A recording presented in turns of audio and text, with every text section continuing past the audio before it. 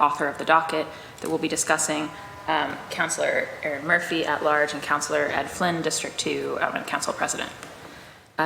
This hearing is being recorded. It's being live streamed at boston.gov/city-council-tv and broadcast on Xfinity Channel 8, RCN Channel 82, and FiOS Channel 964. Today's hearing is on Docket 0382, Order for a Hearing on the Importance of Census and Demographic Data and the Consequences of an Undercount. As mentioned, this matter was sponsored by Councillor Braden and referred to the committee on March 16th, 2022. We will be taking public testimony at the end of this hearing, so if you'd like to testify, you can sign up over in the corner here in the chamber. There's a sign-in sheet. Just make sure to write your name down, share your affiliation or residence, and just speak when it's your turn for 2 minutes. We're also taking virtual testimony, so if you haven't had a chance to sign up for that yet, if you shoot us an email at ccc.csit@boston.gov, ccc.csit@boston.gov, we'll get your request to testify, and that's also the address where you can send written testimony. We'll still be accepting written testimony after this hearing, so please feel free. Delighted to be joined today by a number of speakers. We're going to take them in 2 panels to allow for councillor questions. Before I get to those, I just want to read into the record an absence letter from my colleague, Councillor Ruth C. Lugent, at large. Dear City Services and Innovation Technology Committee, I regret to inform you that I will be unable to attend the City Services and Innovation Technology Committee hearing on Docket 0382, the importance of census and demographic data and the consequences of an undercount. It is vitally important that we are getting accurate census data to help ensure we measure what matters, and what matters most is every person. A correct count of Boston residents is critical to be able to send the dollars needed to all communities, especially Black and Brown communities that have been on the receiving end of decades of disinvestment. When there are undercounts, the allocation of federal aid is smaller than what is needed and deserved by an affected group. This translates into less census-based funding provided for programs such as Medicaid, free and reduced price lunch, supplemental nutritional assistance program, and many other programs that rely on accurate census counts.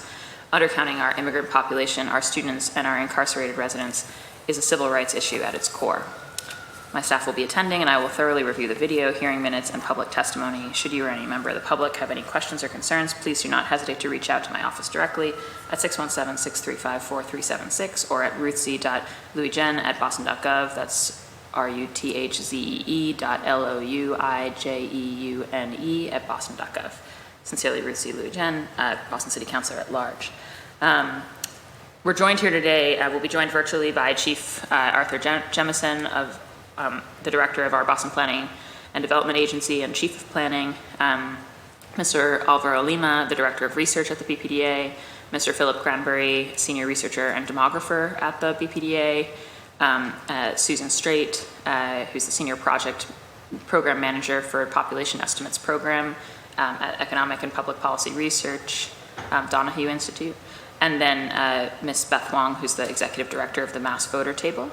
And then we've got some further folks who I'll introduce when their panel is up. So we're really excited. Before I go to the panelists, I do want to allow my colleague, Councillor Liz Braden, whose docket this is, to give an opening statement.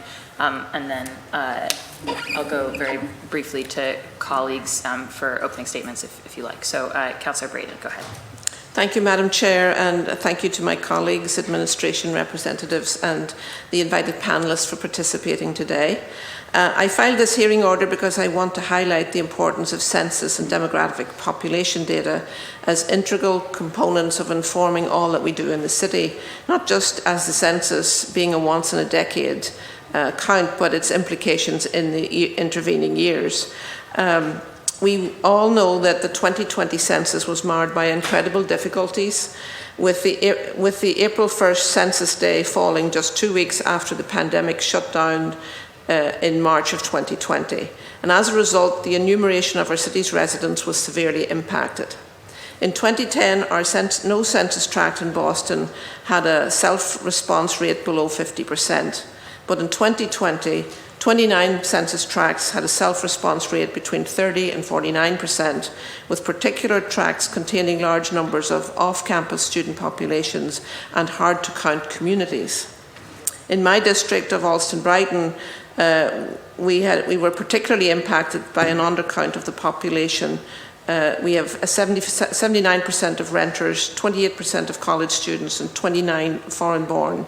That's why I was particularly alarmed when the BPDA Research Division analysis revealed that Alston's population had fallen by 6%, with a 40% decline in group quarters, a concern also shared for the count in correctional facilities. So in January of, and you know, the 6% is a total of 5,000 residents in Alston Brighton. That's not an insignificant number. On January 26, 2022, I filed Docket 0203 in an order for the city to submit a count question resolution operation case to the Census Bureau to dispute the 2020 census results. And the council suspended and passed the order that day. Today we will hear from Susan Strait of the UMass Donoghue Institute to provide background information on what the count question resolution operation is. I've also invited Susan to share about the new census programme, the Post-Census Group Quarters Review, for local governments to challenge the counts of institutionalised and non-institutionalised group quarter populations, which is especially consequential for the City of Boston, given the density of institutions of higher education. I want to thank the representatives of the BPDA for being here today, because while we do not have a city department dedicated to population statistics, the BPDA has its research division play an essential role as the planning agency for the city. So we'll be joined by Chief Arthur Jemison, Alvaro Lima, and Phil Granbury from the BPDA. I also look forward to hearing testimony from our invited guests, Susan Strait, Beth Wong, and others. So thank you all for being here, and I will not will hold us up any longer. We'll get to business. Thank you. Thank you so much, Councillor Braden. Councillor Murphy? Oh, sorry, I think I got the order wrong. All right, we'll go first to Council President Ed Flynn, and then to Councillor Murphy, and then we've also been joined by Councillor Kendra Lara of District 6. Councillor Flynn. Thank you, Madam Chair, and want to say thank you to the BPDA team that is here and for their professional work. During the pandemic, I had the opportunity to work with the Chinese Progressive Association on the census as it impacted the Chinese community in and around the South End, Chinatown, South Boston. And as I mentioned, it was during the pandemic, and also we saw a large hate crime and we saw a large anti-Asian racism. The reason I mention that is it was very difficult to reach a lot of our seniors in Chinatown. They did not want to answer the door for various reasons, many for safety reasons. So I believe we have a undercount in this immigrant community. I also think the same as it relates to Boston Housing Authority as well. I represent, I think, the most residents living in public housing of any district councilor. And I just don't think their voices were heard during this process. I had over 12 community events in my district to try to, working with the Chinese Progressive Association, working with Karen Chen, trying to get as many residents counted as we possibly could. But it wasn't enough. I should have done 200 and not 12. But my point is, these numbers are inaccurate. We did not count adequately the communities of color. We did not count immigrants. We did not count people living in public housing. And so whatever we can do to make sure their voices are heard, this is a critical part of it. So I just want to say thank you to the BPDA team. I want to say thank you to Councillor Braden and Councillor Bach as well. Thank you, Madam Chair. Great, thank you so much, President Flynn. Councillor Murphy? Thank you. Thank you, Chair, and to Councillor Braden, the maker of this docket, and also to the panelists, the BPDA, for being here. I think everyone in this room knows that the accuracy of the census and demographic data is vital to the future of our city. There's been a lot of conversation about why there was an undercount in 2020. Was it COVID fare?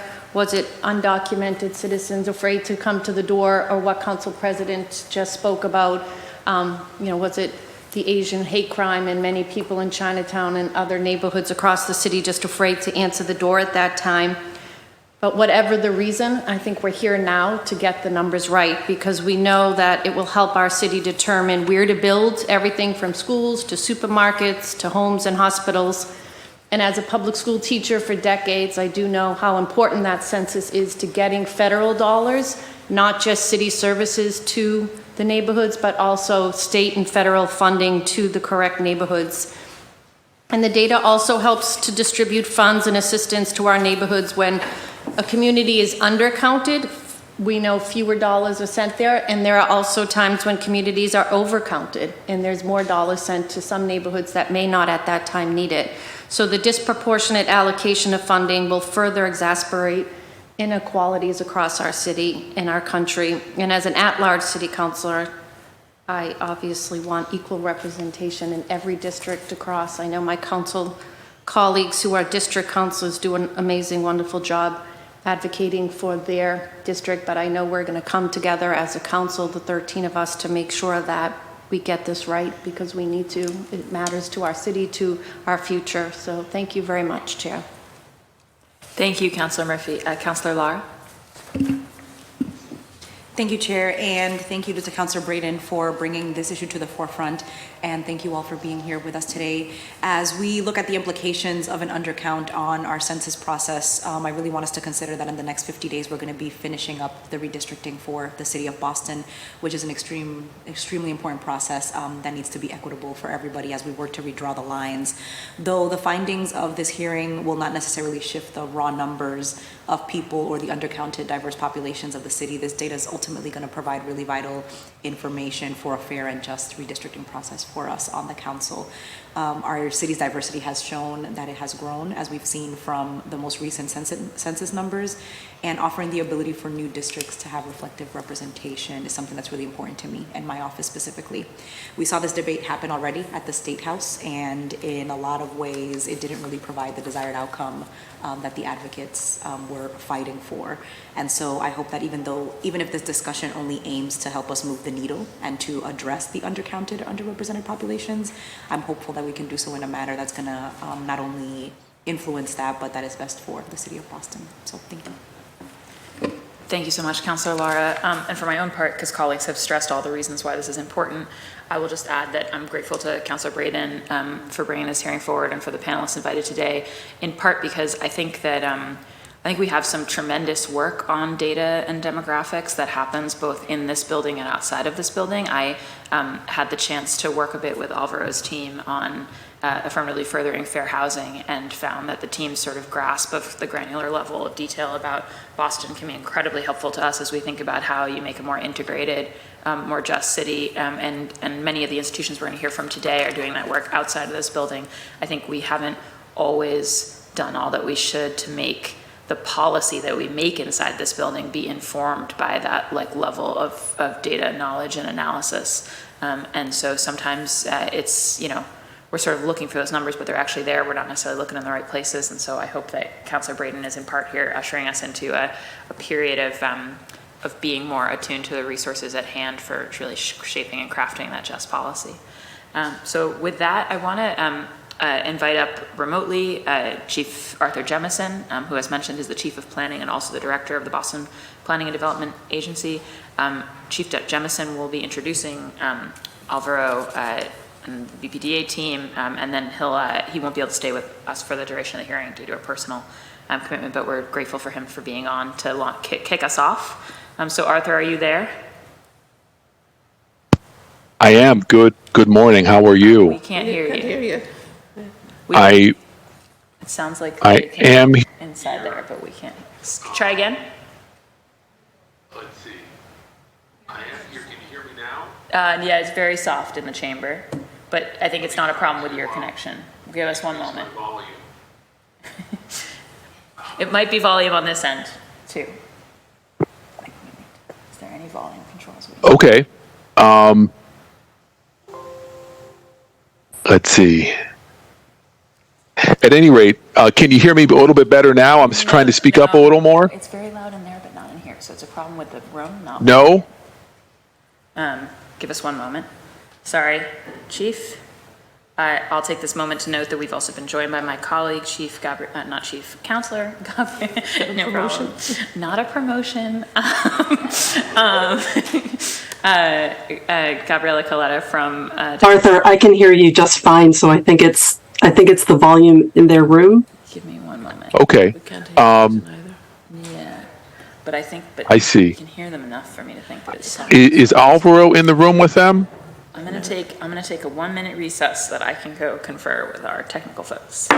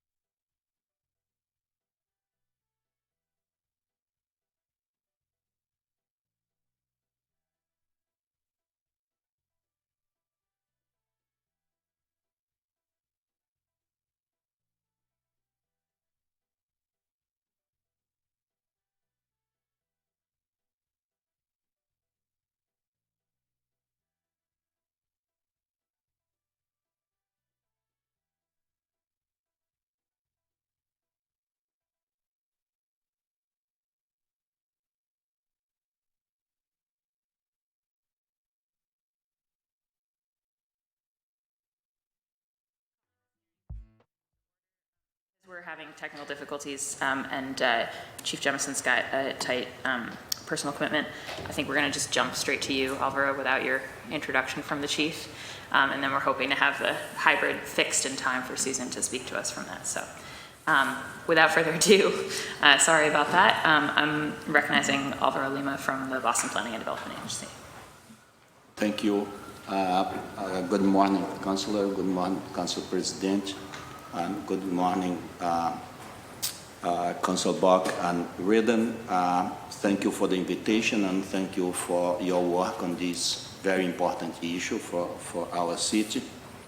I would also like to recognize the great work done by the Research Division of the BPDA, in particular by our demographer, Phil Granberry, that's here with me. Christina Kim, that is our Deputy Director, and Matt Ressinger, that is our Senior Economist. For context, we should remember that the 2020 census was administered under incredibly challenging conditions due to the COVID pandemic. We should also remember that the census was conducted after years of attacks against immigrants and minority populations, budget cuts, and a divisive campaign by the former administration to add to the census a citizenship question that read, is this person a citizen of the United States?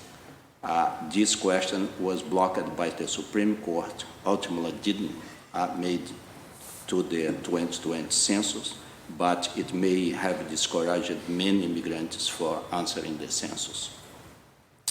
I'm pointing this out in recognition of the extraordinary work and dedication of census workers and the technical cadre of the U.S. Census Bureau.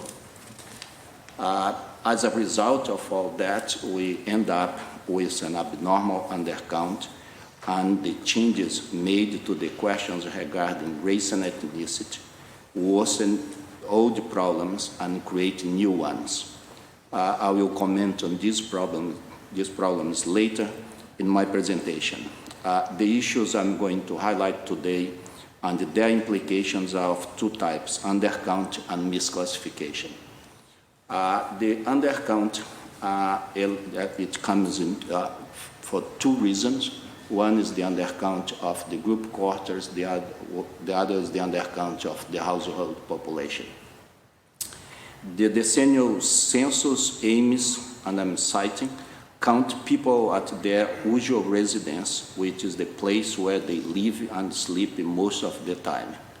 Residents are counted at their usual residence, even if temporarily away from home. Foreign citizens living in the U.S. are counted at the U.S. residence, where they live and sleep most of the time. College students are counted at the on-campus or off-campus residence, where they live and sleep most of the time. And prisoners are counted at their correctional facility. So that's how the census counts the population. We have significant concern about the 2020 count of Boston population, both in its group quarter and its household population. Regarding the group quarters, when we compare the 2019 college administrative data collected in accordance with the City of Boston Ordinance 10.3 and 10.4 amended in 2016, the University Accountability Report, to the 2020 census numbers suggests an undercount at around 6,000 college dorm students in Austin, Dorchester, and Fenway. We did that by using the data from the ordinance, mapping it on the map of the city of Boston, and apportion to every dormitory the population of this neighborhood. Administrative records from Suffolk County Department of Corrections show that approximately 500 individuals living in Boston's correctional facilities on April 1st, 2020 were omitted from the Boston census count. The U.S. Census Bureau has agreed to review the group quarters population counts in the 2022 Post-Census Group Quarters Review, which will take place sometime in the spring of 2023. It's not clear, however, if the census will change the population of the city or if it will change the base of the ACS going forward, or do not do anything at all. In a letter sent to the Census Bureau last year, Mayor Kim Jane let the U.S. Census Bureau know that the city of Boston had the intention to challenge the 2020 census, and this year, Mayor will send a letter to the U.S. Bureau challenging the group quarters numbers for which there is a process. In regard to the household population in the 2020 census, self-response rates in all Boston census tracts exceeded 50%. In 2020, 29 Boston census tracts reported a self-response rate below 50%. Tracts with the lowest self-response rates are those with high shares of off-campus students and or high shares of foreign-born residents. It's important to remember that on April 1st, most of the students had left the city. Mm-hmm. The disruptions caused by the pandemic, combined with mistrust fueled by effort to include the citizenship question, may have resulted in low response rates and subsequent undercounts of students and foreign-born households. The Census Bureau does not have a process to accept challenges based on self-response rates, which raises the issue of what other avenues exist to mitigate this problem. Together, these undercounts, the group quarter and the household population, create problems for planning, budgeting, public health, and among many other issues. I will give an example later of how these create huge problems for public health, not just with the undercount, but when you have an undercount and at the same time you have a misclassification of race and ethnicity. We think that in addition of 6,500 individuals missing from group quarters, we estimate that around 15,000 to 20,000 individuals are missing from a household population, and we are working in a couple of scenarios to show that.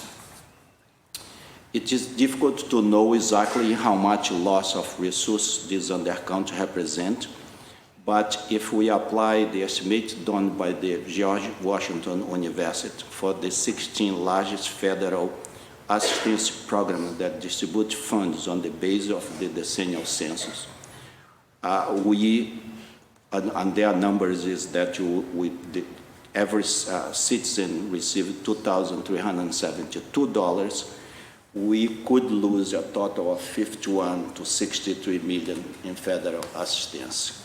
And these programs include Medicaid, SNAP, Section 8 housing vouchers, highway plan construction, low-income home energy assistance, health center program, child care and development fund entitlement, foster care.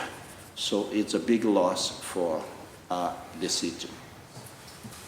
So these are the questions on the undercount, and we challenge the census based on the numbers we have for the group quarters, and we are thinking what is the process to challenge the household population going forward. The second problem with the Census 2020, it comes with the changes on race and ethnicity classification. The 2020 census made changes to the collection and processing of race and ethnicity data, which have led to large increases in the some other race and two or more races, categories independent of actual demographic or cultural changes in the population. The Census Bureau collects data on the population's race and Hispanic origin and classifies them or reclassifies them following categorizations developed by the Office of Managed Budget. And that category is one of the most bizarre category you can think, because mainly the Office of Managed Budget defines who is white, who is Hispanic, who is Asian, and we have things like a white person is a person having origins in any of the original peoples of Europe, the Middle East, or North Africa. We have a definition of a black or African American person having origins in any of the black racial groups of Africa, Asian. So there is a definition that independent what is your answer in the census, and I'm give some examples, you will be reclassified based on that definitions of the Office of Managed Budget. On the 2020 census, a person first marked an ethnicity defined by the following question. Is this person of Hispanic, Latino, or Spanish origin? No, not a Hispanic, Latino, or Spanish origin. Yes, Mexican, Mexican-American, Chicano. Yes, Puerto Rican. Yes, Cuban. Yes, another Hispanic, Latino, print, or for example, Salvadoreña, Dominican, Colombian. So what is the problem with that? The census never tell anybody what a Latino means. I'm Brazilian, I'm from the largest Latin American country in Latin America. If I say that, yes, I'm Latino, they will count me as Latino. However, they have a box that if I put that I'm Latino and I'm Brazilian, they will say that I'm non-Latino. So the assumption is that Latin America speaks only Spanish, which is wrong because of Brazil, but it's more complicated because there are many peoples in Latin America, in Guatemala, Peru, Bolivia, Mexico, that don't speak Spanish, are not of Hispanic heritage, and still today are in a war to affirm their ethnicity. If I say that I'm Latino and do not tell what kind of Latino, the Latino population goes up. If I'm saying that I'm Latino, I'm a white Brazilian, the population Latino goes down because they will reclassify me.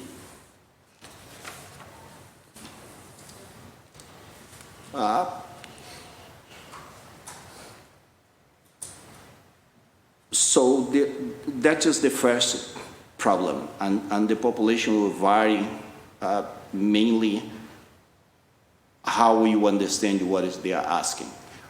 In the Brazilian community, for example, there was a huge effort in ever since to get Brazilians to write Brazilians under the assumption that you are going to be counted as Brazilian and that you mark Latino and Brazilian and you end up being non-Hispanic.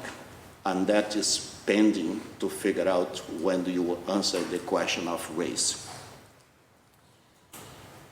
The question of race reads strangely also as what is this person's race? Mark X one or more boxes and print origins. So here the census included on the 2010 census origin, and they mix race with origin without also explaining what origin means. So if I'm a white Brazilian, if I mark that I'm white, I will be counted as white. If I mark that I'm white and I write that I'm Brazilian, I will be reclassified as white and another race, which is extremely bizarre because now Brazilian became a race. So if you are a Cape Verdean and you write that you are black and Cape Verdean, we will be black and another race. So what that does is you reduce the population of blacks and whites depending what you wrote in the box, not depending on your race. And you increase a population of one or more races or a race, black and another race, which is totally useless, for example, for public health, because you have me, a white Brazilian, with a black Cape Verdean on this other. So we brought back the other. That's now, I will be on that same box, white, another race. You don't know what is the other race because the other race is Brazilian. Or or black and Cape Verdean. Cape Verdean is the other race. We could get white and another race and add up to the whites, but then we will be doing the same thing as the census. We'll be reclassifying the population that the census reclassify.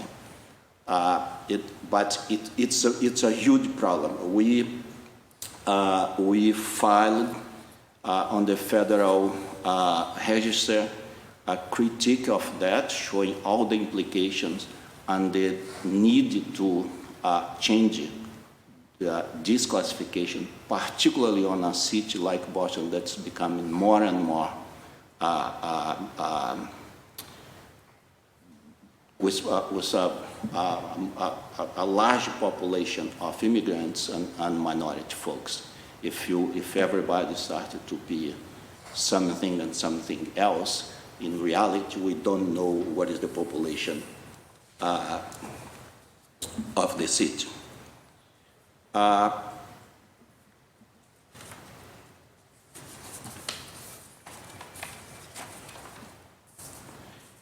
So what are some of the implications of that second question?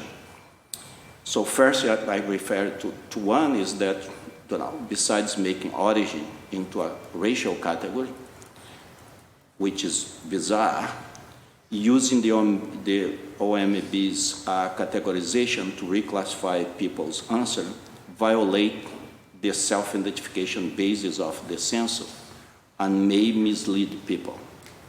I don't think that most Brazilians or most Cape Verdeans, when write Brazilian Cape Verde, they expect that they are going to be reclassified as black another race or white and another race. This process of reclassification or misclassification may decrease the Latino population, as I have shown in the case of the Brazilian example. It may also have increased the non-Hispanic reporting two or more races. For example, in the 2010 census, around 15,000 people marked that they were Hispanic of two or more races. In the 2020 census, this number went from 15,000 to close to 33,000. And we don't know if it's that by misclassification or by self-identification.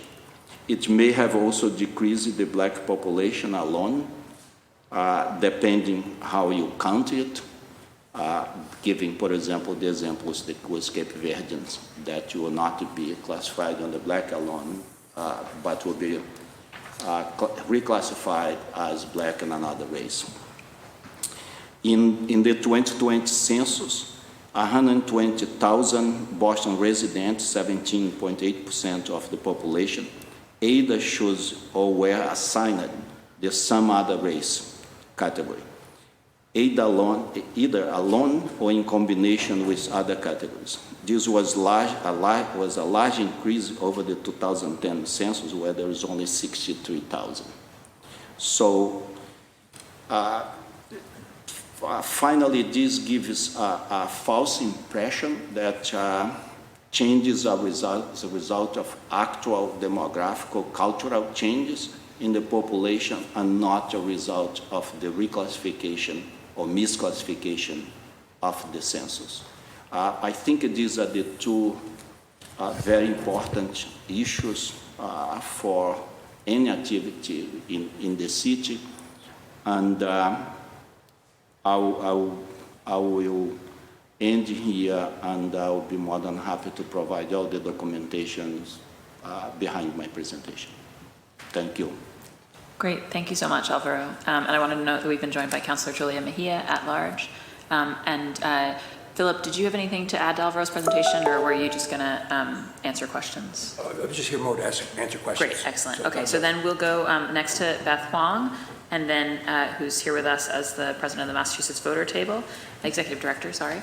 And then in a moment, I will test our system, which we believe is back to working, and try to get Susan up with us. But Beth, why don't you take the floor? Okay. Good morning, everyone. Thank you for this invitation to speak to you on this important and timely matter. I'm the director of the Massachusetts Voter Table. We work with community-based organizations across Massachusetts, about 45 this year, and I would say about 20 to 25 conduct some type of outreach program in communities of color in Boston. From 2018 to 2020, we coordinated over 100 grassroots organizations to mobilize for the 2020 census through the Mass Counts Coalition, and we did so in collaboration with the Massachusetts Census Equity Fund. You'll hear from Nancy Wagman and from Katie Campbell-Simons later today. And then last year we convened the Drawing Democracy Coalition and are continuing to convene this coalition about about our vision for equitable maps and the redistricting process. We did that at the state level in 2021, and we are continuing to do that here and are working with many of you in 2022. So the Massachusetts Voter Table began convening organizations to prepare for the 2020 census starting in July 2017. And the reason why we started our preparation efforts so early was because the census is a once in every 10 years opportunity to get the foundations right. We use this data for everything from allocating, for the federal government, allocating the right amount of funds to Title I school districts and to ensuring that the right amount of federal transportation dollars are available to our cities, which we all know how important that is these days. And then it also determines important other pieces such as the number of vouchers for Section 8 housing. And so we all depend on the accurate data for this once in a decade event. And unfortunately, the city of Boston has some unique factors that make people difficult to count. A report by the Boston Indicators showed that 63% of all Boston residents lived in a census tract with a low self-response rate in the 2010 census, more than any other metro area. And many Bostonians are immigrants, low income, college students, and or renters. These are all communities who are more transient and harder to count. In particular, the citizenship question posed a particular challenge to Boston and to Massachusetts. Massachusetts has the 6th largest proportion of foreign-born residents in the country, and so the citizenship question, combined with the public charge rules that were coming out at about the same time, right? This was the Trump administration saying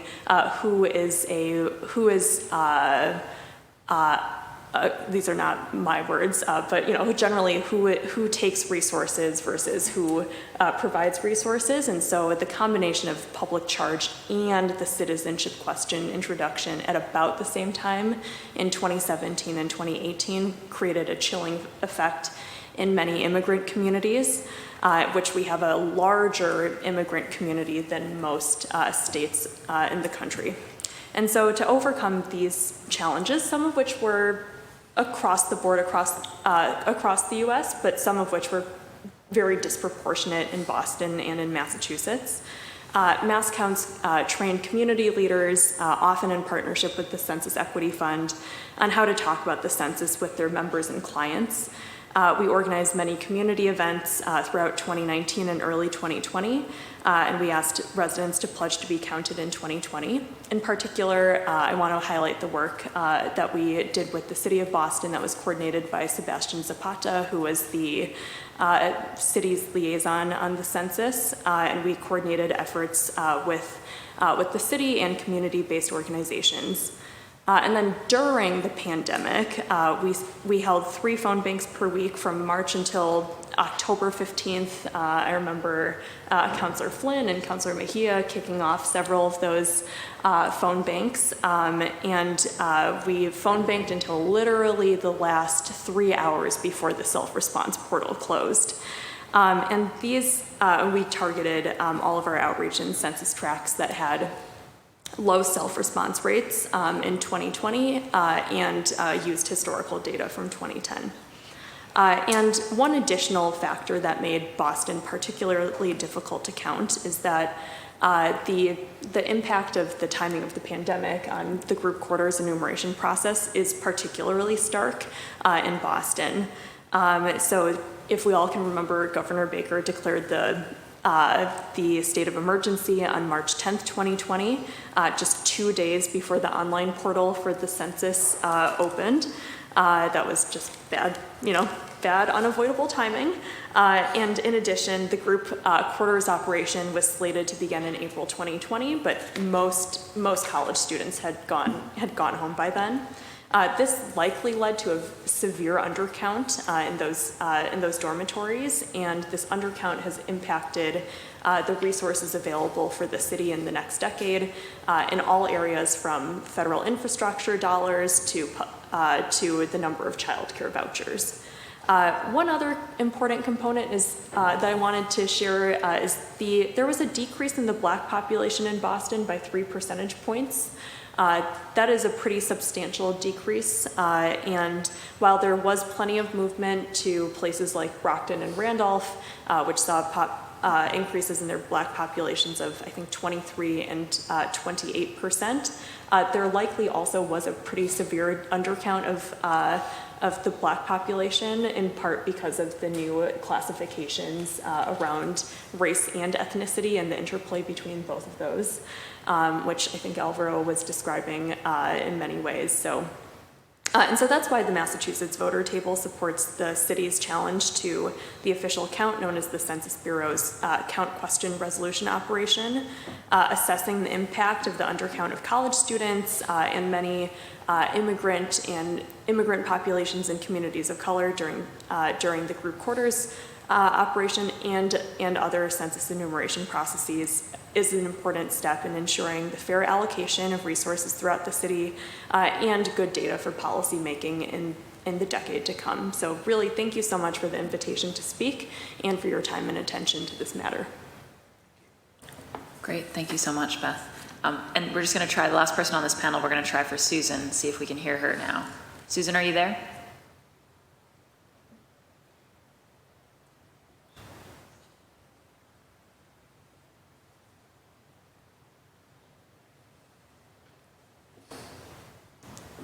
Bear with us for a sec.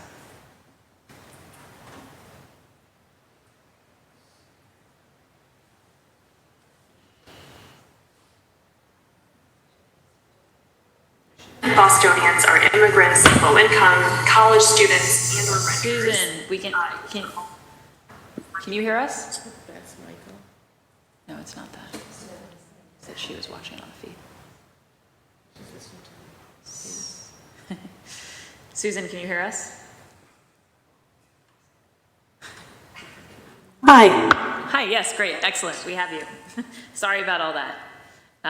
This is Susan Straight, Senior Program Manager for the Economic and Public Policy Research at the Donahue Institute at UMass Amherst. Susan, you have the floor. Oh, hi. I'm on now? Yes. Great. Let me share. I have a presentation for you. Let me get that up and going. All right. Are you able to see my screen? Yeah, if you're able to do the thing where you hide the coming slides and we just see the main slide. Might be a bit larger. Sorry, Do we can't have, quite hear you. Let me just text Wayne and see if something's coming in. do we? Okay, looks good. If you're set, full screen, you're all set. Okay, thank you. And I'm sorry I can't be there in person today. I'm Susan Strait from the UMass Donahue Institute at the University of Massachusetts. I am the Senior Program Manager for the Population Estimates Program. The mission of the Population Estimates Program is to ensure that census counts and estimates produced by the Census Bureau for Massachusetts are as accurate as possible. And I just want to check that you can still hear me. Need to be in presentation mode. Okay. It's fine. It's fine. I think we have paper copies in front Let's of us. see. Duplicate slideshow. Can you see this? Is this better? Yes. Yes.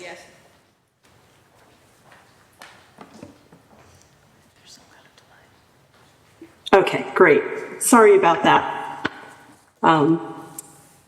Anyway, so we're supported by a line item in the state budget. We have been since 2008, again, working to ensure that estimates and counts for Massachusetts are as accurate and robust as possible.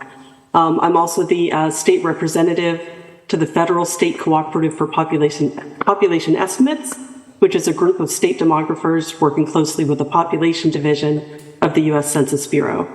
Our companion programs at the Institute include the Massachusetts State Data Center, and we are housed in the Economic and Public Policy Research Group. And if you ever want to look up census data for Massachusetts, we have a lot of easy-to-use interactives up on our website. So today we want to talk about Census 2020. Just briefly, some of the preparations that we worked on leading up to the 2020 count. And I won't go through them one by one, but they'll be in the handouts. We are not the Get Out the Count outreach group. Rather, we work on technical issues with the Census Bureau, including a lot of address research to make sure that the master address file used by the Census Bureau for the 2020 count was in the best shape it could be. So, for example, we worked with records from MassGIS in the GSSI program. We submitted over 2 million residential addresses to the Census Bureau, and of those, they took the updated lat-long coordinates for over 1 million of those. We worked on the local update of census addresses program, making sure that the Census Bureau's master address file contained the addresses that cities and towns had in their own inventories. So cities and towns submitted 100,000 or more addresses through that review, and we conducted a statewide review and submitted another 100,000. So in short, the state was well prepared in terms of which addresses the Census Bureau would canvass during the count. However, this doesn't really speak to how well the people inside of those households were counted in 2020. Following the 2020 census count, there are a number of post-census correction opportunities that we're working on, including the count question resolution, the post-census group quarters review, and census estimates challenges. And I'll dig into those in a little bit more detail. At a first glance, the Census 2020 count for the state as a whole was robust. And here you see the annual estimates produced by the Census Bureau up through 2019, and then a large jump up in 2020. Sorry. Didn't expect that. And then you see it kind of come back down again. According to the post-enumeration survey, Massachusetts may have been overcounted by up to 2.2%. But that's just statewide. And we know that there are pockets where we had and have special concerns, as presented by some of the speakers earlier today. So as Alberto Lima mentioned, students should have been counted at the addresses where they were at school. They were set to be counted on or around April 1st. There was a program we prepared for early non-response follow-up, which was scheduled for April 9th to catch these students before they left for their homes. And then we all know what happened. The colleges closed early, or they closed their campuses and their residences early. And the status of those students was unknown. We were tracking at the same time, looking to see what the self-response rates were during the 2020 count. And here's a map of Boston. These blue areas represent tracts where we identified large student counts, whether on or off campus, that should have been canvassed in early non-response follow-up operations. And as you can see, kind of the darker the color red, the lower the response rate. Of course, there are some outside of the student areas as well where there were very low response rates.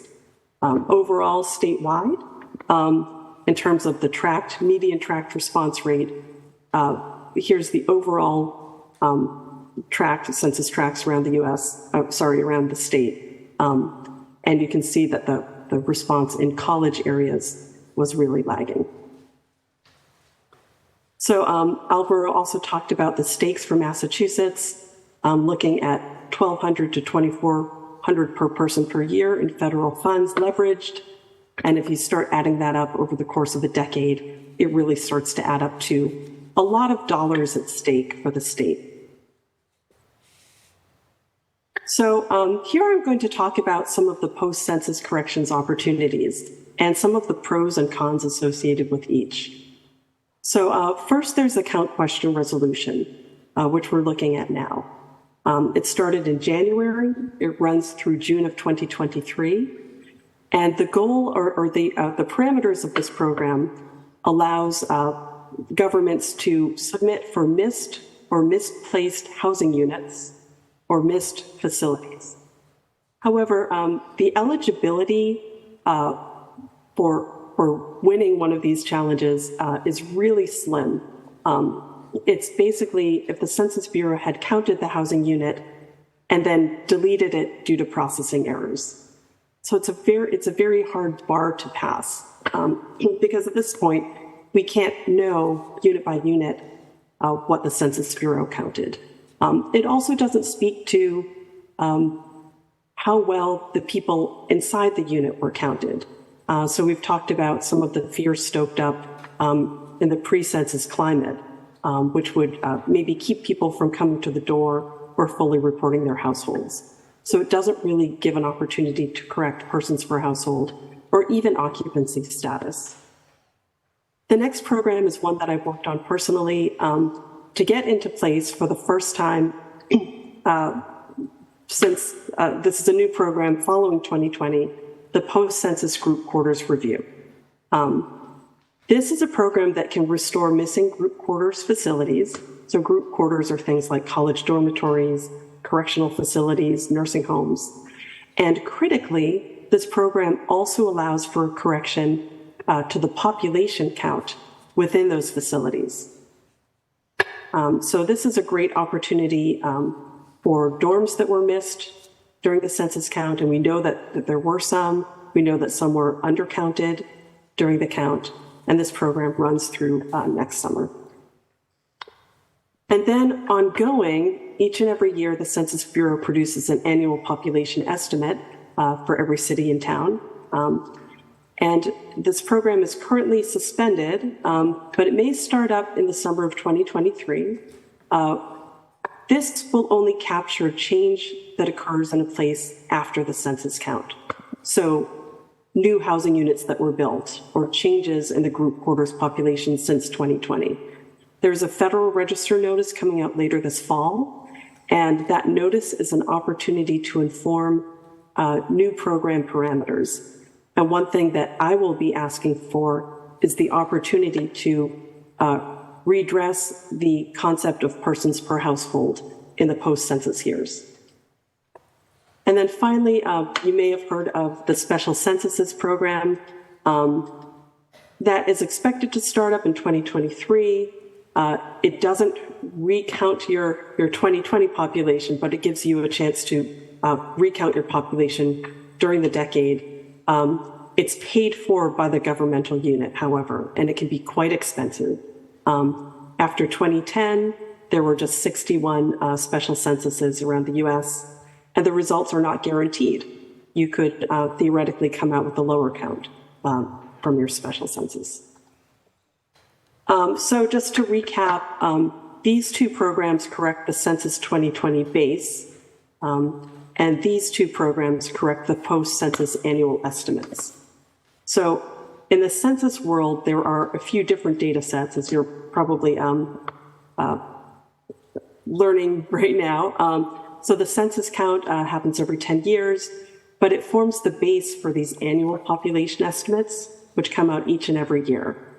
The census count also provides the framework for the American Community Survey, and the population estimates create control totals, or are the control totals for the ACS.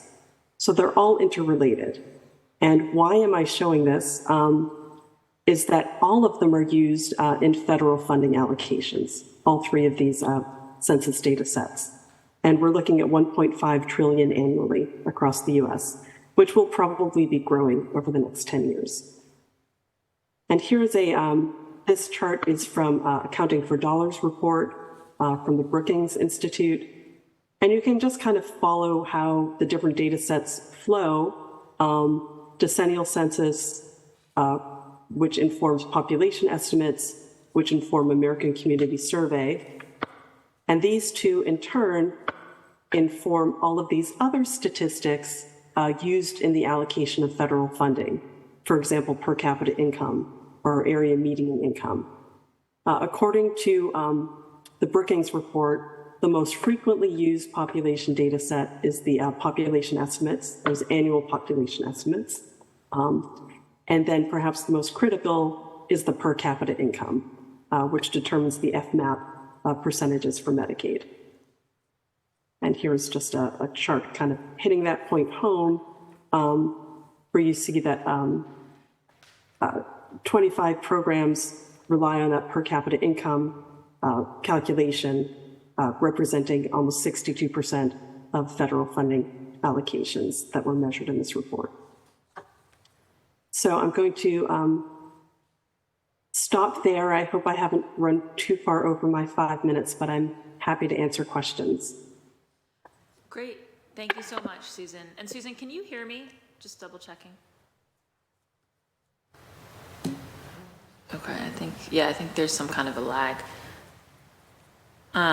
Okay, so I think what we'll do now is we'll go to counselor questions for any and all of the panelists that we've heard from. So that's BPDA, but also back to the voter table, and also Susan at the Donahue Institute, and then just reminding colleagues that we have another panel as well. So we've got lots of information to get through today, but thank you to you all for so much content. And I also had the staff pass out the press release about the mayor's challenge of the 2020 census, which Alvaro mentioned in his remarks. So I'll hold my questions to the end. I'll go first to Councillor Braden for her questions. Thank you all for your presentations. I think it gives us a better understanding of just how consequential an undercount is in terms of funding, federal funding for all sorts of programs, and how our census data informs policy making at the city level, but also at the state and federal level. So this is critically important, and I really thank you for your efforts to try and address the undercount, both from the advocacy point of view and from the mass count efforts, and also from the BPDA and from Susan at the Donahue Institute. So just really one thing I'd like to see if we could set the table for how we might improve things. Like, we have an opportunity to do some corrections, but in terms of I understand that, this is more directed at Susan, there's little possibility to channel the off-campus undercount, and what options do we have to try and make any corrections in that space with regard to off-campus student undercounts? And then also the other question I had could you briefly share a bit about the programs in between the census years, the bicentennial, where does the city of Boston have an opportunity to submit internal administrative data to the state and the Census Bureau on new housing units? We see some neighbourhoods, we're seeing a lot of new development, and then construction permits being issued, and how can we use that data to inform any corrective action that we need to take? Thank you. Would anyone like to take that? I know it was partly for Susan, if she can hear us. I can. Susan? Hi, sorry, I'm watching on live stream to hear you, so I'm a little bit lagged, but I think I've caught up. So your questions were, what were the opportunities to correct the counts of off-campus students, and also what are the opportunities for putting in new data throughout the intercensal years to the Census Bureau. So for off-campus college students, this is a really tricky issue, and it's the same for whether you're an off-campus college student or a person who just didn't come to the door during the 2020 count. So on the one hand, in some areas, the students may have actually left their apartments during the COVID period. Only now now maybe they're back, or maybe they'll be back next year. And the way that the Census annual estimates program currently works is that it's new estimates are created using a person per household and occupancy rate times the number of units, which include new units that have been added.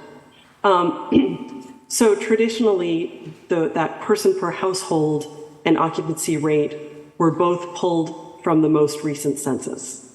So your 2018 Boston estimate is your updated number of housing units in the city times your 2010 person per household and 2010 occupancy rate. So the concern, of course, is that if the Census Bureau's population division continues with this methodology, we'll have a problem in the areas where the person per household and occupancy rate were temporarily quite different from what they had been and what they will be for the rest of the decade.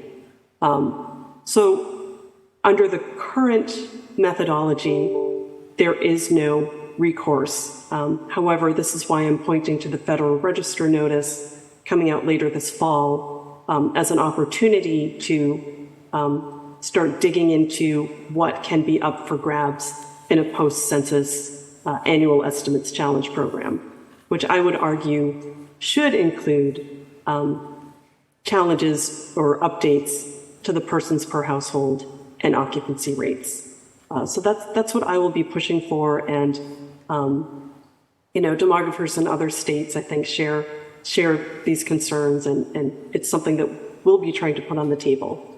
In terms of the opportunities in between census years, every city in town is surveyed by the U.S. Census Bureau annually on their new construction. It's the Census Building Permit Survey.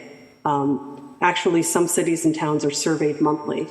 So the Census Bureau, again, does use the updates to these housing units in their estimates formula during the intercensal years. In terms of group quarters, the Population Estimates Program at the UMass Donahue Institute does a statewide collection of updated group quarters populations for our major types of group quarters, including correctional facilities, nursing homes, and student housing. So we do survey all of the colleges in the state annually, and we submit that population change to the U.S. Census Bureau directly, which they then incorporate into their annual estimates. Thank you. Thank you, Susan. How am I doing for time? Running low. So. You can ask one more. Also, this is a question for the BPDA folks. I know that the BPDA Research Division has a history of conducting extensive studies and publishing really informative reports from the impact of higher education institutions to the city's housing market and labour market surveys, etc. So within the BPDA or in coordination with the Mayor, who determines what topics of research are areas of research that are undertaken in the BPDA? And then is there a way that any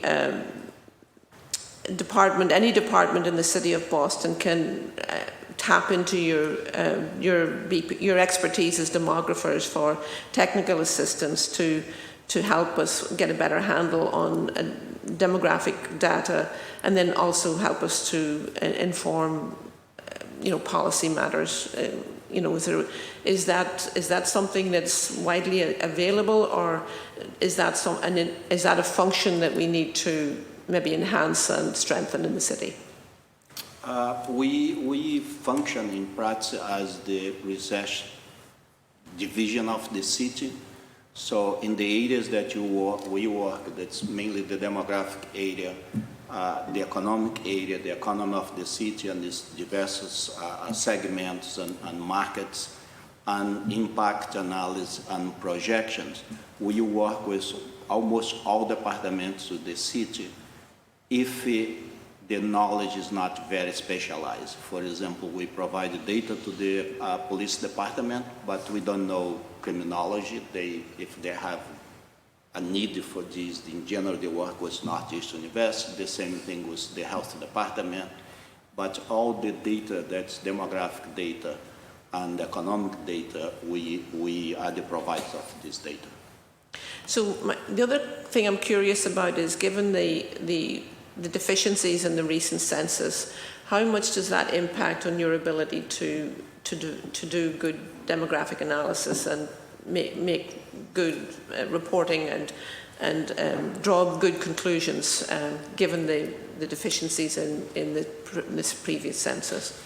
So what we are doing is we are correcting the numbers and assuming that these numbers are the correct numbers, because we think that we have a plausible methodology to show that we are missing around 20,000 people, 20,000 people across the city, and 6,500 on the group quarters. We are very certain about the group quarters because you actually can map them. We, on the other undercount, we mapped all the undercount where they are and what is the population that's there, and we end up with students, immigrants, and low-income population. So we know that this is where you have an undercount. We have looked at the 2010 census, and if you assume, or the ACS, if you assuming the size of the household and the vacancy rate before COVID, and you apply to the census, we come closer to 15 to 20,000 numbers. So we tested this hypothesis from many different angles, and we come up with the same number. And we are going to meet you with the departments and say, we think you should use that population, not the census population, for planning or budgeting. So the problem, and I think that what Susan highlighted, is that everything that will come now from now on the ACS and everything that the census does, the base is the 2020 census. So that you are going to carry over that undercount forward, and that is a problem. I mean, we have a flexibility to adjust in the large numbers. Then when we are going to apportion this number to the neighborhoods, that starts to be problematic and difficult to do. And when we are going to apportion this to a smaller area, we have more problem doing that. But my my philosophy is that if you go to the forest, it's good to go. If you don't have a GPS, go with a map. It's more important than go with a blind. But we try to do everything that we think we come up with a plausible explanation, with a methodology to for the number we are saying. Thank you.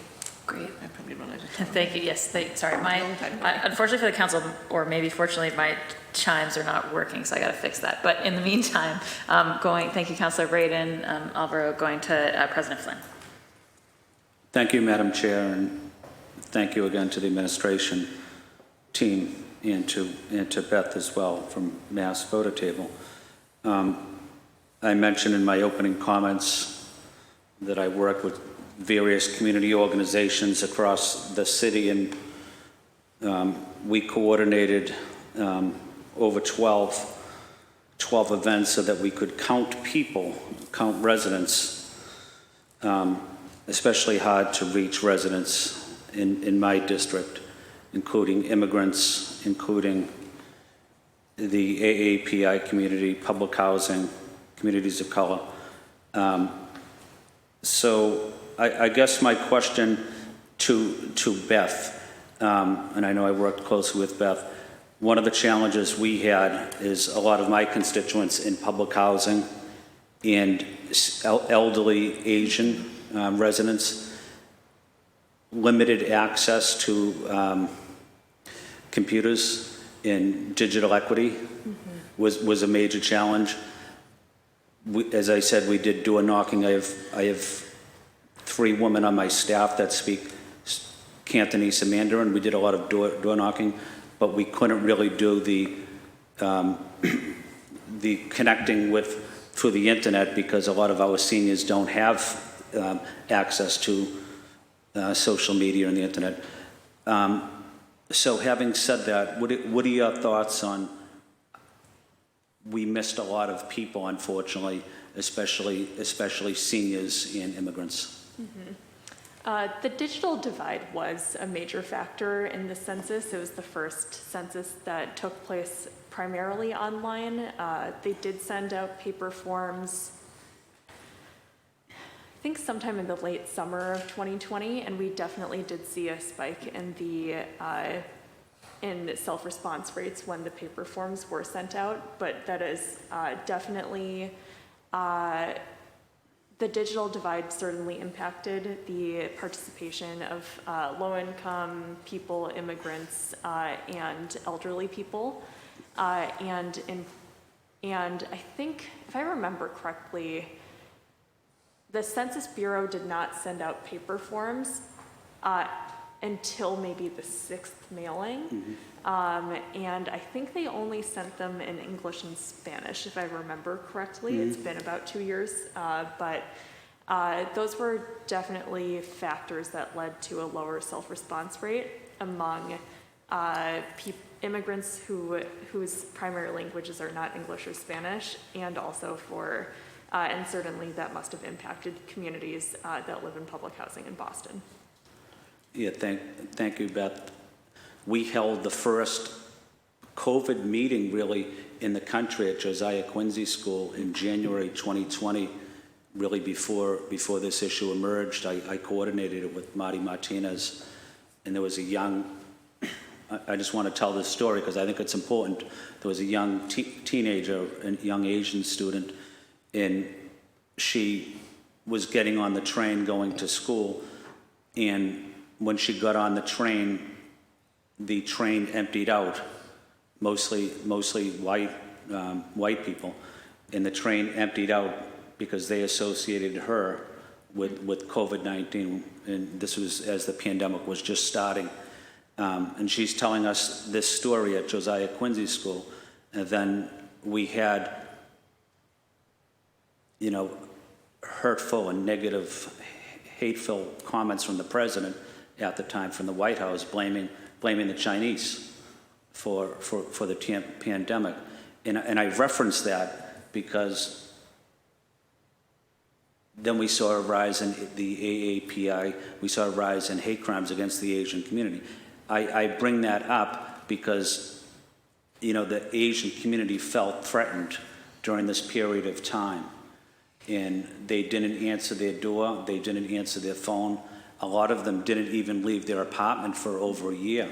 I know that because I talk to them every day. My staff talks to them every day. So there's an undercount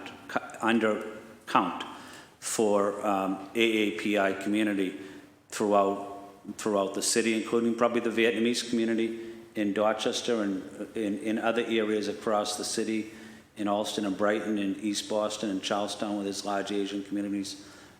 Public housing as well was another major challenge for us. So having said that, where do we stand now as it relates to those people that we missed? I'm just kind of throwing that question out there for anyone, really. So the group quarter, there is a process, the marriage challenge, and I think they're going to accept the questions, then what? Are you going to change the population or not? When we challenged the census last time, they reshuffled the population of the count and adjust the population of Boston. I don't think that they are going to do this time, because if you were to change the population of Boston, you have to change the population of the county, of the state, of the other states and the country. So then the question is, what do we do with that? I mean, from our point of view, we can change the population and use the right population for planning. Now, for the monies that come from the federal government, that has to be an agreement, and I think it's a political agreement, that you will use the correct population on the formula and not the census. It's a difficult thing to do because it's not just Boston, there's many other cities, and in general, the census doesn't like to open the door to one city because there is an undercount everywhere. They're being sued by Detroit because the black population in Detroit shrunk by a bit. With the non-institutionalized population, that there is no process. And for race and ethnicity, it's the classification is a political process. If you go back on the census, you had others, and you had so the way you get to the census is by political pressure and redefinition of these categories. And I think we are in one of these moments where the demographics changes so much that this classification start not making sense. I mean, it didn't make sense before, but it started to be really bizarre today. Well, thank you. Madam Chair, I don't have any further questions. If I could make one final comment. Sure. I think Beth mentioned it in her opening statement.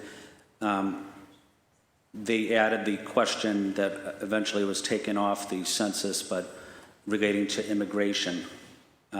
That also had a devastating impact on people's participation during the census. I represent the largest number of residents that are immigrants of any district in the city. I proudly do. Many of them are undocumented, and I'm proud to represent them. But for my residents, whether they were documented or undocumented, that question, they felt that question, the federal government would be able to track them. So they didn't want to engage at all with the federal government, with anybody as it relates to census, because they felt that was an opportunity for the federal government to know their immigration status. So again, that had a devastating impact on the undercount of immigrants in our city, in my opinion. And I base that on having 4 women that work for me that are immigrants. And they talk to their friends and their family, and a lot of their family and friends did not complete the census form because they didn't want the government to know their immigration status. And so we excluded a lot of immigrants because of that controversy that the federal government initially placed on the census about asking people their immigration status. That was hurtful. It was racist, in my opinion, and it had a devastating impact, and we're still feeling that today. Thank you, Madam Chair. Great. Thank you so much, Councillor Flynn. Going now to Councillor Murphy, and just noting, I know that Susan's got to jump off in a minute, so Susan, thank you so much for being with us. We really appreciate the presentation and all of the kind of contextual notes. Councillor Murphy? Sure, thank you. And thank you for all of your information. So we know as a body we're about to undertake and quickly complete our redistricting, and we care about the correct numbers for that reason, but we know that the census gives us the necessary information for a lot of other things.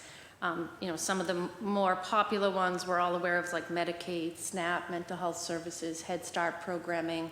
It gives us the correct data to make sure we're funneling the federal, state, and in our case, city dollars to the, when it comes to health, safety, family and community education issues that all of us here on the council care about. As the chair of public health and veterans and a former teacher, I care about all of those things. So setting aside the redistricting, and I know the state did use these numbers and finish their process. Just from opinion, because I know you guys have been working with these numbers and women, what do you feel is the most devastating from this miscount from the 2020? What do you see will, over the next, we're 2 years in, but we still have 8 years with these numbers. Do you see things already happening or will continue to that we could maybe proactively be ready for to support? Not just the redistricting, which we know we have to be done in the next 2 months. I think that the most devastating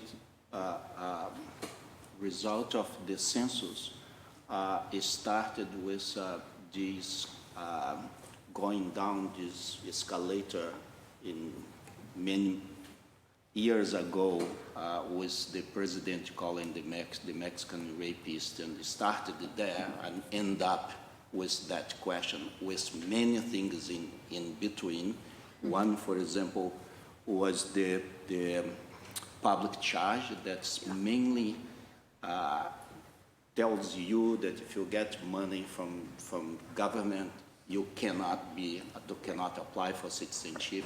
So I think that there was an effort to undermine the census. That's not new. Mm-hmm. Every census there is an effort with the most conservative folks. That is, the Constitution says that you have to count the population of the country, not ask what's their color, what's this and that.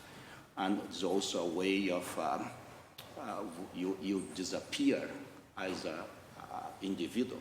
Mm-hmm. You're just a number. We have around 400,000 people.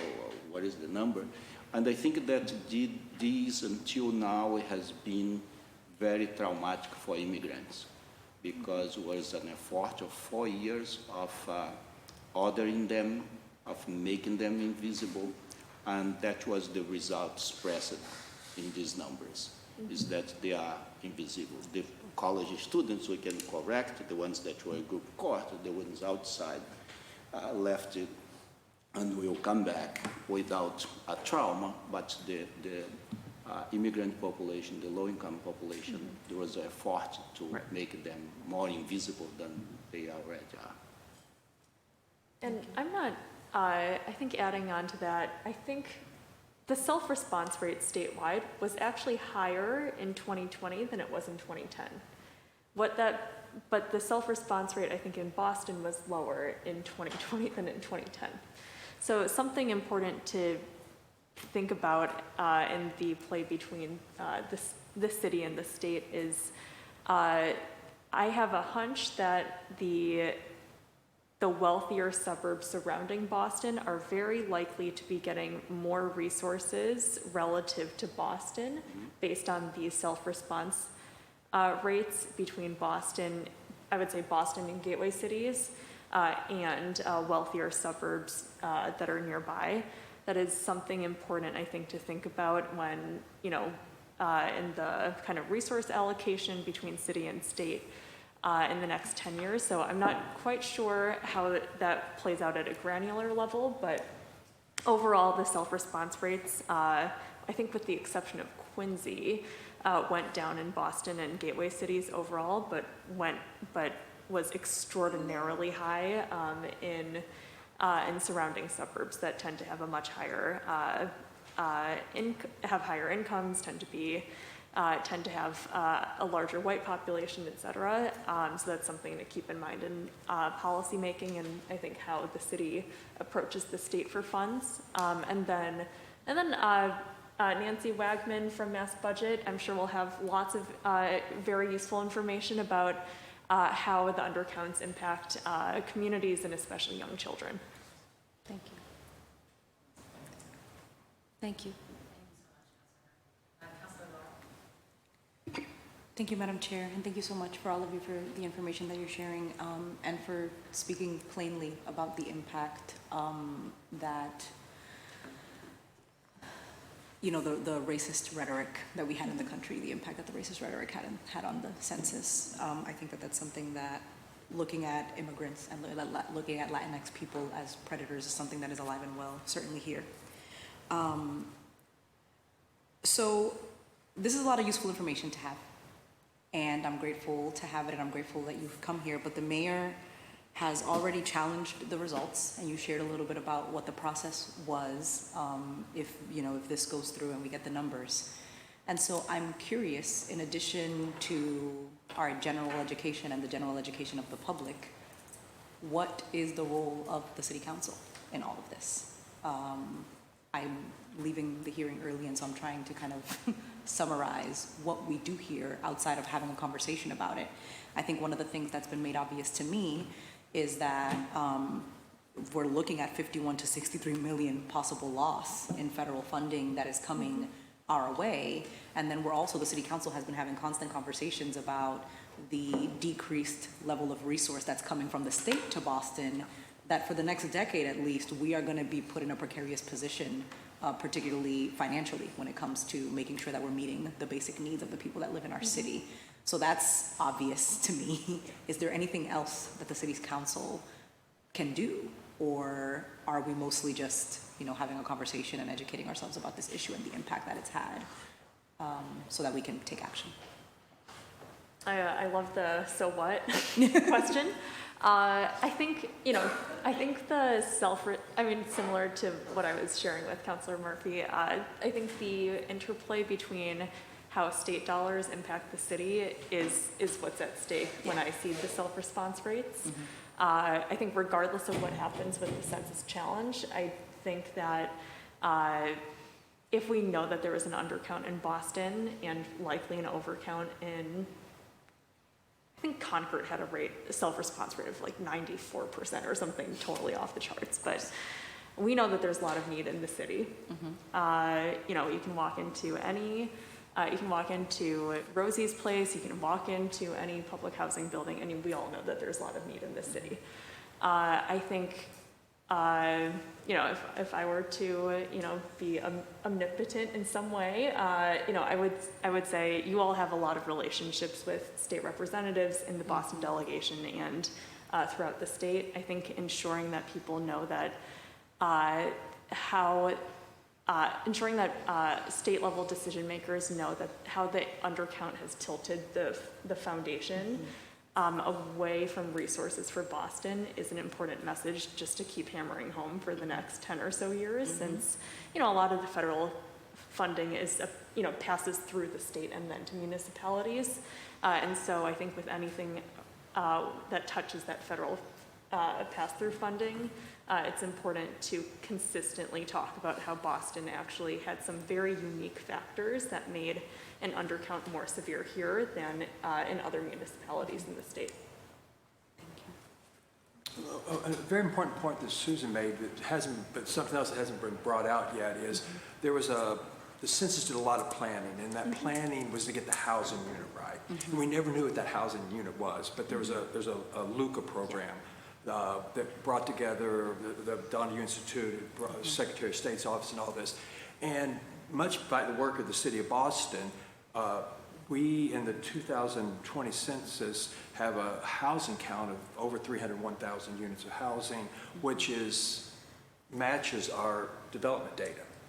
Okay, and so therefore, there's a part of the census is really, really good. It occurred before March of 2020, though. Yeah, of course. Okay, and so now in the census also, I've learned something else, is their hands are so tied because everything someone at the census says is open for legal challenge. Mm-hmm. So in other words, the state of New York lost a representative in Congress by 88 people. So 88 people. Yeah. So there, but what we can do is answer that question is we will be using population estimate programs. So once a year, the census uses administrative data to say this is the population of Boston. And we'll have something called the American Community Survey, which you've heard a little bit. We refer to it as the ACS, but it's this ongoing survey of the population that is controlled to that population estimate program. So what Susan said, there's going to be a federal register that we can say that we need to respond to that, to say that we need to do something with the average household size. It was 2.25 for Boston for the 2020 census. Of that 1,000 units of housing. The American Community Survey had that about 2.36, 2.39, depending upon which one. So there is the population. That's how we can come up with that other 15 to 20,000. And it is possible to correct that if the census would get a more accurate average household size. And you think that we have a role in advocating? We can have a role in that. So therefore, there's going to be, there's a federal register. That's much like we're doing right here. We're going to be doing for the federal government. And any participation in that, I would strongly encourage. And Susan could be a resource for us to give us a little bit more technical background. Or we can give it to you as well. Absolutely. But I would really encourage everyone to respond to that federal register. Thank you. Because that could give us more accurate data moving forward. I think also, the census has a technical component that what we are doing, challenge the census, but the census is a political, there's a political process. And I think that the City Council, the Boston delegation, through a political process, it's possible, the Congress has oversight of the census. So you could for sure impact on the race classification, because that's a classification that somebody in a table decide to make it.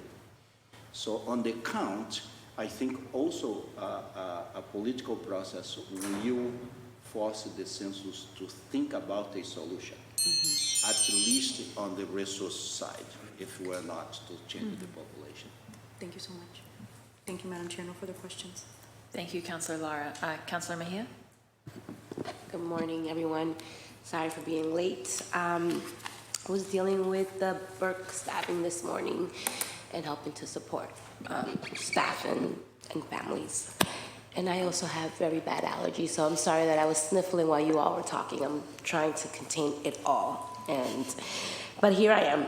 I just wanted to say thank you for being here for the presentation, and I do believe that in terms of the classification, I really resonated with the statements that you made about how people self-identify. I know that my mom, I think it was in 2010 was the first time that you had to pick a race, or there was you couldn't just say you were Latino, you had to define if you were black or you were white. And my mom struggled with that. She was like, soy India. And I'm like, no, you're not.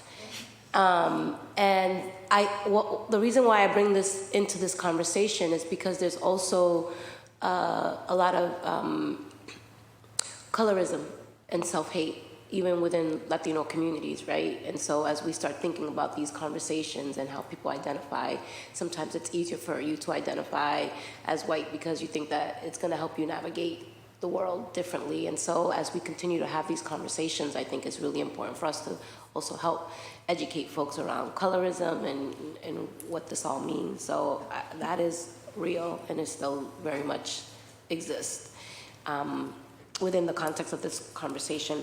I guess for me, as we start thinking about And I love Councilor Lada's question about where do we go from here, because I always want to know, what's my marching order? What do we need to do? You know, what are some very specific next steps that we could take to begin that process of course correcting? I'm also thinking about the private sector and the role that they play. While yes, we're going to lose thousands and millions of dollars from state and funding, but I'm just curious of when I think about our universities that are here. I'm just thinking about philanthropy. I'm just curious about what role those folks can play in helping to address some of these funding gaps. Not to say that that's going to be the solution, but I'm thinking about all hands on deck, and everyone's going to have a role in helping to support our most vulnerable populations. And so I'm just curious what thought, if any, has been given to what do we do and how do we move forward, you know, despite the circumstances that we find ourselves in. Well, I think in general, there are a lot of, I had noticed that a lot of the city data is scattered across many agency websites. I know that there are some other municipalities, you know, New York City comes to mind, that has a city demographer. That is one way. That is one way to think about how the city might approach consolidation of and maybe consolidation of data, because data is really important for painting the picture of who needs what. So that's one piece of, or that's one thing that comes to mind. Another piece is there's also state administrative data, and right now we only collect that state administrative data in by broad racial categories, but not by ethnicity, and there are big differences in what a Cambodian a child of a Cambodian refugee might need versus a Chinese American who grew up in Lexington, right? There are big differences in the AAPI community, in the Black community, and the Latinx community. And so I think in addition to, I think what you named with the private sector and also with, the kind of nonprofit institutions and philanthropy, one other component that I think we should also name is how the state collects administrative data to kind of fill in the portrait of who lives in Boston and what do people need. So those are two things that come to mind from your question. Thank you for that. And I have one more question, but it's for Susan, I believe, who's joining us. She had to jump off. She left the building. Yeah. I was just curious to know why that program was suspended. She had mentioned there was a program that had been in place and had been suspended, so I'm just curious if it was timing or was strategic or why it was suspended. It just seems really odd, but it's okay. And I, like Councillor Flynn, really did appreciate working alongside you, Beth, and a number of different organizations to help support a lot of the undocumented communities, to help them understand that you could be counted and you're going to be okay. I think all of those things have impacted. Obviously, we've already named it, but I think that there is an opportunity for us to help support the challenge, right, more importantly. And I'm here for it. So I'm not going to occupy any more space for the sake of occupying space. I yield the rest of my time. Thank you. I could try to, I'm not sure, I can try to answer that question from Susan. Yes. The program I think she might have referred to as suspended, a program that is suspended right now is a Population Estimate Challenge Program. And it's the reason why it's suspended right now is because of the time lag. And it's it's the usual process. So typically, the city of Boston did a population estimate challenge in 2015 to the 2014 number, and so that's how it happened last decade. So I think that could be the program. That's the only program that I'm familiar with. So I think the idea is that it's basically there are time windows where the census lets you challenge the last set of numbers, and then they suspend that program when they're just still settling the numbers and then it will go back Yes, open yes. again, right? So we'll be able to do the challenge. So it's not permanently. So in other words, we were soon to be having our first post-census 2021 data release tomorrow. And so, so we're always running the time lag with the census data. Thank you for that. And without dating how old I am, in 2000, I was working at MTV and was educating folks about the importance of being counted. And here we are, I don't know, 150 years later, and we're still asking people to be counted. So the work continues. And the reasons why people don't get counted have not changed. If not, they've made it harder for people to want to do so. So it just goes to speak to how much work we need to do. Thanks so much, Councilor Mejia. Actually, so Councilor Coletta is back just in time. So Councilor Worrell wants to go. Okay, do you want to go ahead? I can go. Okay, sure. All right, so Councilor Worrell joined us, Councilor Brian Worrell from District 4, and then we'll go to Councilor Coletta. Councilor Worrell. Yeah, thank you, Madam Chair, and thank you to the panel. I'm sorry that I'm late, but I have been listening in, and my staff has been here taking notes. Most of my colleagues have asked a lot of my questions, but my question is kind of similar to what Councilor Mejia has alluded to. Is we've learned so much from this past census process.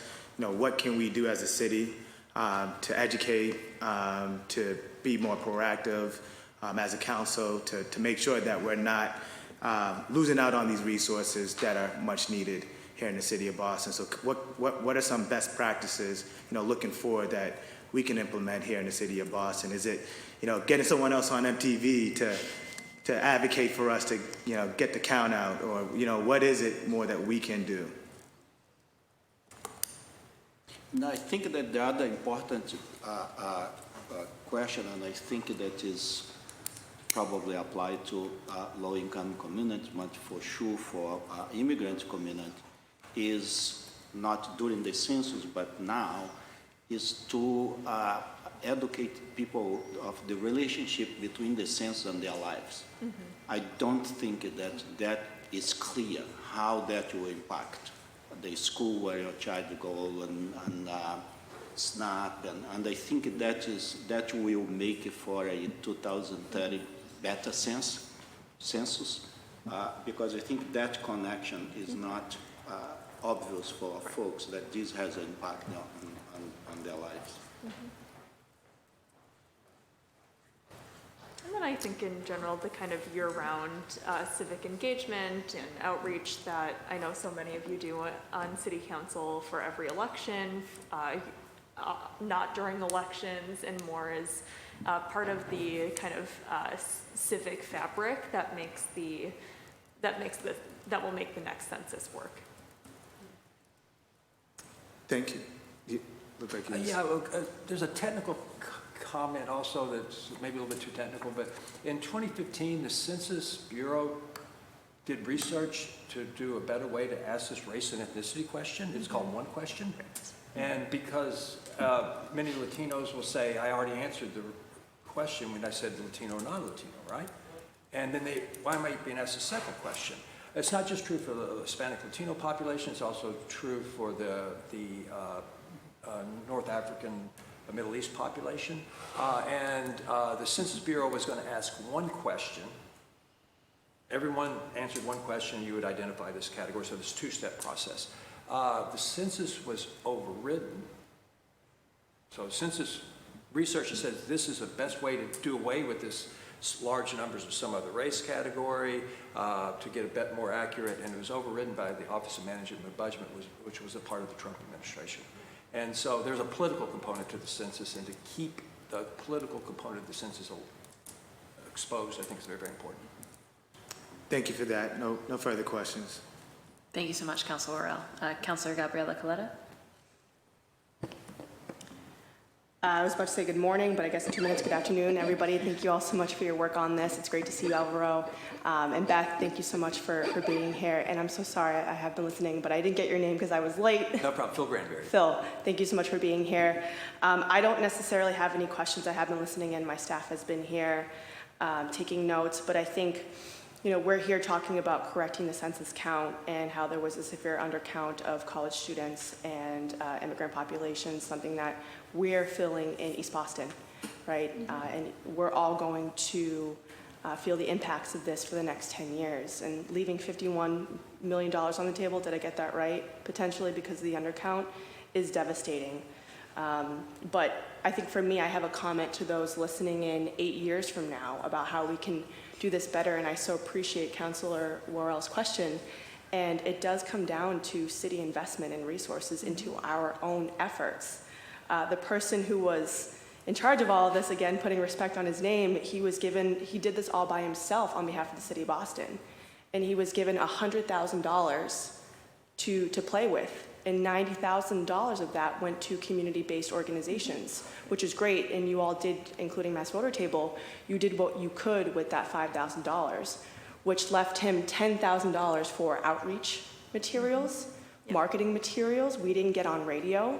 We had printed decals on our trash cans, which is great. But I think if you look at comparable cities like Philadelphia, they allocated millions of dollars to this effort. And he was given $100,000. So, which meant that he relied heavily on organizations already in the community doing the work, which is important, and we should do that. But I think the city can also back that up with their own resources. So I know there's going to be one census liaison 8 years from now listening in on this. And so if you can, please try to advocate. And I know that we will if we're still here for more money, just to make sure that the city of Boston is doing what they can so that we can have that foundational investment. I heard somebody say that earlier. We can have that foundational investment so the city is doing what they can for the next round. And that's it. Thank you. Thank you so much, Councilor Coletta.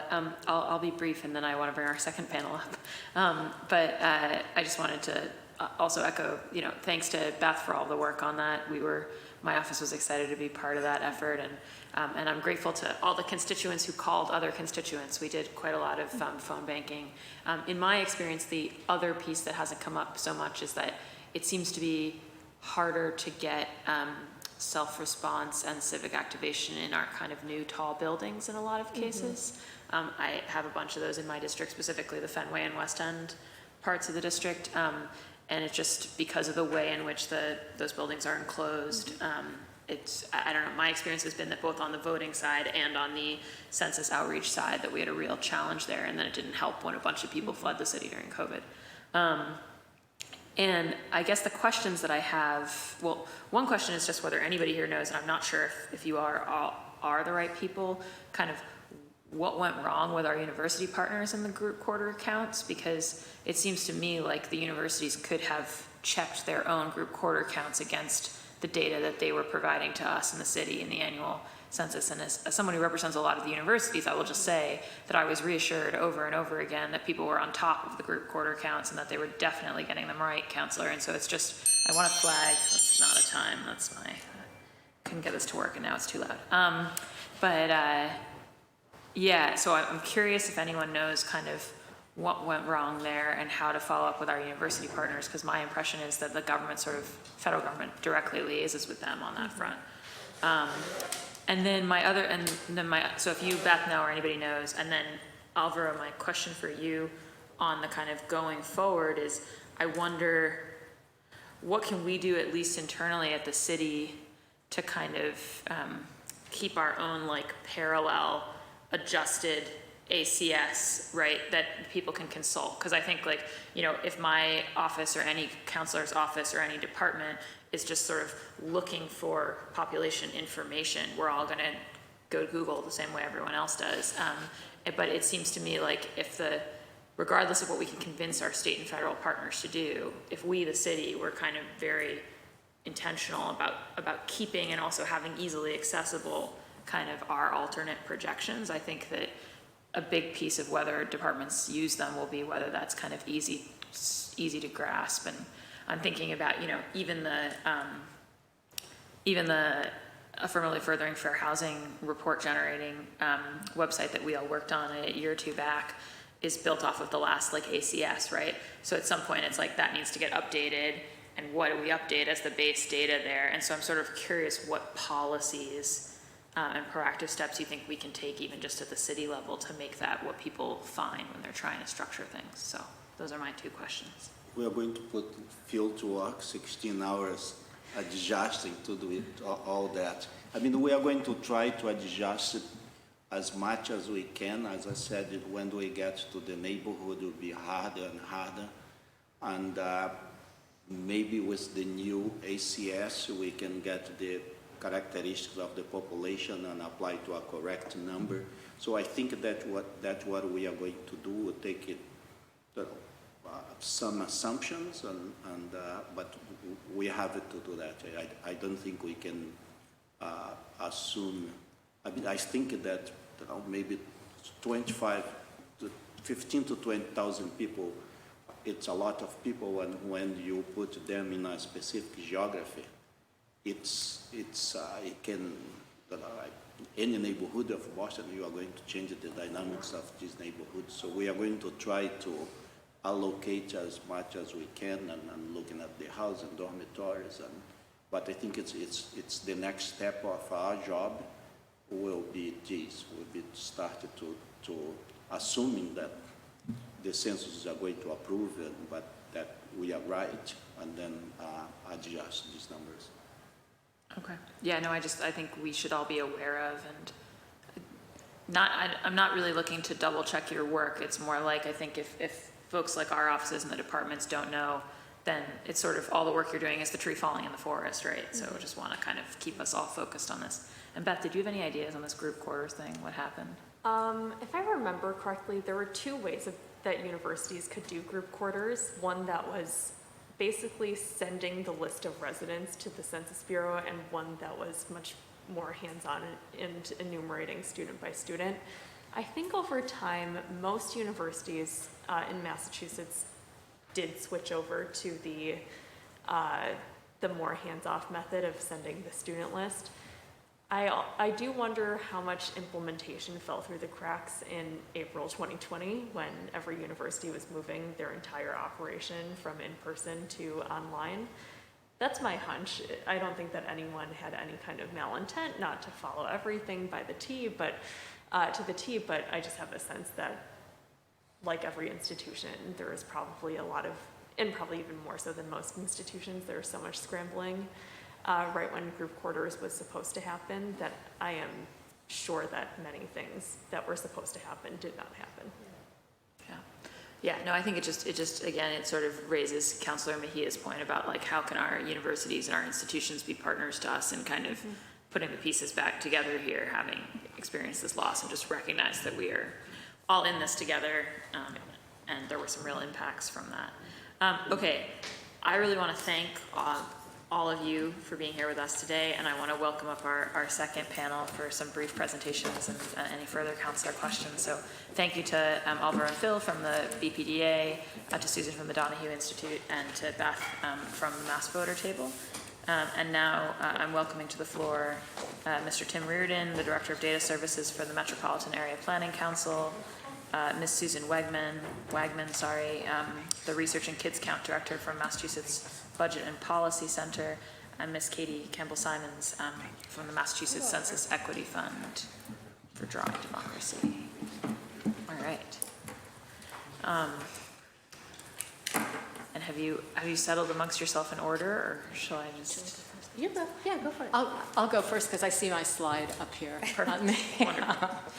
Thank you very much. And I will fly through my presentation. You have my remarks, and so I'll be very, very brief. But thank you for the opportunity to speak about the importance of an accurate census count and the possibility of improving population estimates moving forward. My name is Nancy Wagman.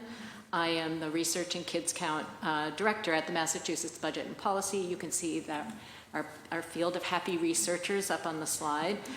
We're a think tank focusing on policy solutions for equitable and thriving Commonwealth. In particular, we focus on state budget and tax policy and on policies affecting the economic well-being of our neighbors across the Commonwealth. And for that reason, accurate data from the census is central to much of our work. So the next slide, thank you. I took a look through our recent presentations, and you can see here screenshots of some of our slides. These are slides that we use to tell the story of inequality in Massachusetts in our communities, income and wealth disparities, the state budget and funding fairness, home ownership, disparities in eviction rates, disparate impact of COVID on communities of color. So, and these are slides we use to tell the story of the changing demographics of our communities. All of these presentations in these slides have one thing in common, and each of them has relied on population estimates that come from either the census, the decennial census, the American Community Survey, or some of the other kinds of Census Bureau estimates. Here's another illustration. The N.E. Casey Foundation's National Kids Count Project just released their annual data book, ranking states on 16 measures of kids' well-being.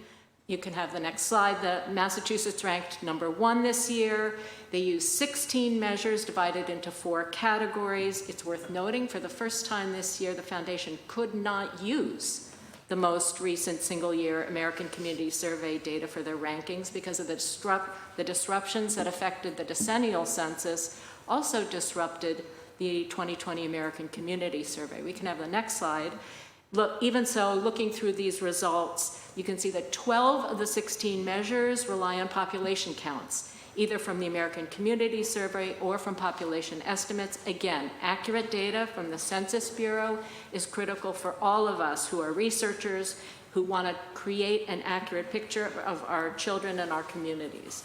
And we already know, and we've talked about how certain communities or groups of people were more likely missed in the 2020 census, and I want to highlight one group that we haven't talked as much about, who are disproportionately left out, and that's the undercount of children.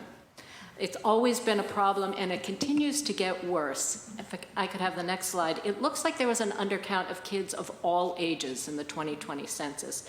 National estimates, we can only look at national estimates right now, of 2020 estimate that kids under 18 were undercounted by about 2%. That's about 1 in 50. So the undercount of the group quarters and college students could be part of that, but just in general, kids in general were undercounted. And there is a special, if you could go back just one slide if you don't mind, there's a special concern about the undercount of our youngest children.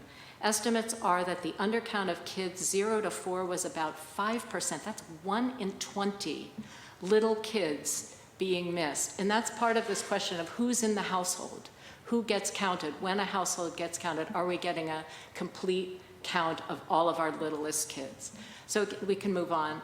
Not surprisingly, there's equity concerns. We've already talked about the equity issues about who is most likely to be missed. I don't need to go through this again. Just also to say that non-traditional households are more likely to be undercounted. People who lived in multi-generational families, or people who think about the disruption of people doubling up during the pandemic. There was a lot of disruption to who was in a household that has led to these undercounts and that have contributed to the undercount of kids. The next slide, please. There is a lot of state, we've talked about federal funds. I have a list here of some of the specific amounts that come to Massachusetts based on census counts. You can see there are billions of dollars coming to Massachusetts every year. A lot of our federal COVID relief was distributed based on population. Congress passed a lot of money. They get it out quickly through just distributing by population. So there's a lot of money coming to the state every year. You've talked about how much comes to Boston specifically. And much of this funding is critical for kids, and it's obviously essential that our communities get all they're entitled to.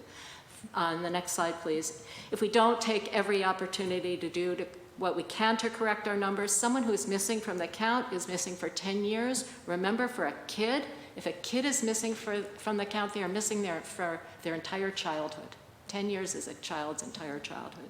So my final thoughts, there are a lot of complicated reasons why getting an accurate count from our communities and getting an accurate count of our youngest neighbors is getting harder and harder. But we know that our economic research, our public health statistics, and the picture we paint of our communities are all based on data we expect to be accurate.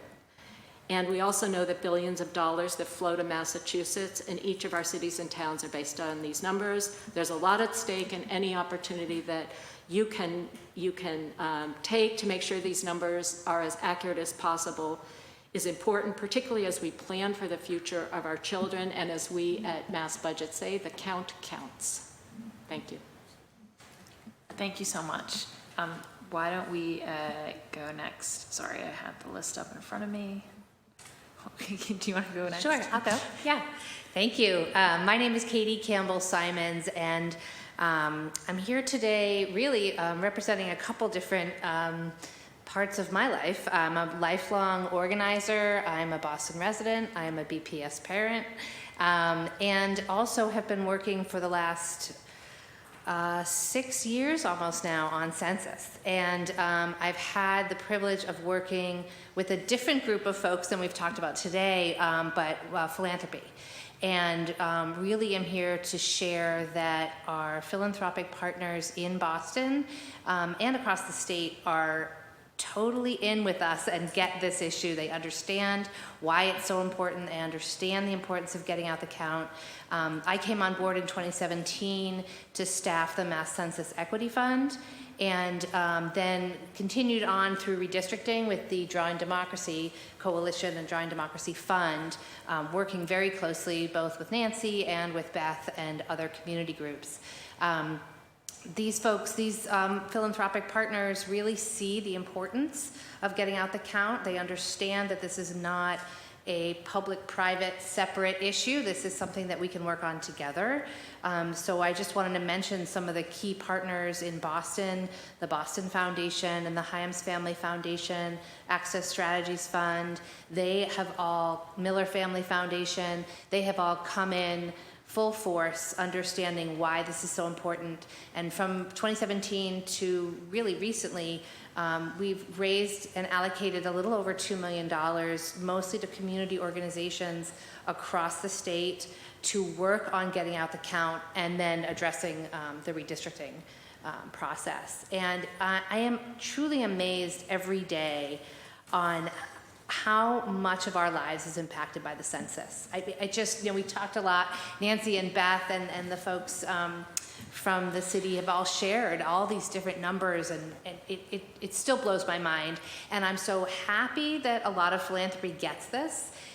Boston and the city and the state are really seen nationally as a leader, that we have come together during the census work, during the craziness of 2020, and even before that. The Mass Census Equity Fund was talking regularly to the Complete Count Committee. I had bi-weekly conversations with Sebastian here at the city, Beth working deeply with the coalition, myself, the state count person, and Sebastian, and our census rep for Massachusetts met bi-weekly and talked. And so that collaboration was, I know I'm being more positive. There's been some, we've been talking about a lot of the sort of frustrating and the negative things that we have to face here. But on a whole, we're really doing good work. And I think it's some of the questions that just were raised were about what should we be doing? What should we do differently? We need to do more of this outreach. One of the things we talked a lot about was you need to support the trusted voices in our communities. And of the 80 organizations we funded statewide for census, about 25, 30 of them almost were all here in Boston. And they were groups that were in the community. They could talk to folks who were scared to come to the door, folks that did not speak English, folks who were new residents and didn't understand our democratic process.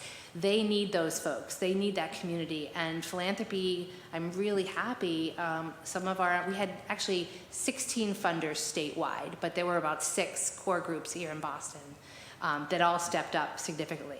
And they understood that it's that message, that our city councilors being in the community, talking to folks is huge, but also being with your local community agencies are so important because that's where folks go. We also worked a lot on translation. We worked a lot on, ensuring also the disabled community as well was getting support because, again, the technology divide was huge when it came to anyone who was visually impaired. So I'm just here to say that, philanthropy believes in this and wants to continue doing it. They've asked me to stay on. We've now sort of created another iteration of this group of funders called the Democracy Funder Network. We do not want the census conversation to go away. It needs to continue. And so I'm even really happy to say that both the Mass Budget and Policy Center and Mass Voter Table and I have received a national grant from the Census Equity Initiative, which is a national group, to continue having these conversations. And we've been doing some regional briefings talking about why it's important, why you need to get out the count, why you need to come, why you need to pay attention, how it affects your community. And so that's going to continue, and I think that's part of this ongoing conversation that we need to be having, is to help people understand that it affects us. It affects us all the way down to, I know my child loves school lunch, and the fact that he gets free school lunch every day, those are things that could be taken away, right? So Boston, I just want to reiterate, not only is seen nationally as a leader, but also we're in conversations with national groups, both organizing and philanthropy. There is a large movement nationally around the census, addressing very specific issues we've talked about today around the race question, around gender, around household. Those are all being addressed right now. The new census director, Robert Santos, is a researcher and data specialist, and has already been on some national calls that I've been on with philanthropy and organizers saying we need to do things differently, we want to work together. The National Foundation group that we're a part of, it's funded by the Funders Center for Civic Participation. They have an ongoing conversation. We meet quarterly, and they've raised $6 million to continue this conversation. They are doing some state supports. We're not getting any, which is sometimes the drawback of being Massachusetts and seeing as progressive and collaborative, but they do ask a lot for conversation and to share how we've done this collaborative work. And so, like Beth said, in the city, our self-response rate was lower, but overall our state was higher. And in a community like Quincy, I just want to hold them up in that we funded 3 different groups in Quincy. They worked together and they were able to increase their response rate. And that's just going to affect positively Quincy for the next few years, which has had exponential growth.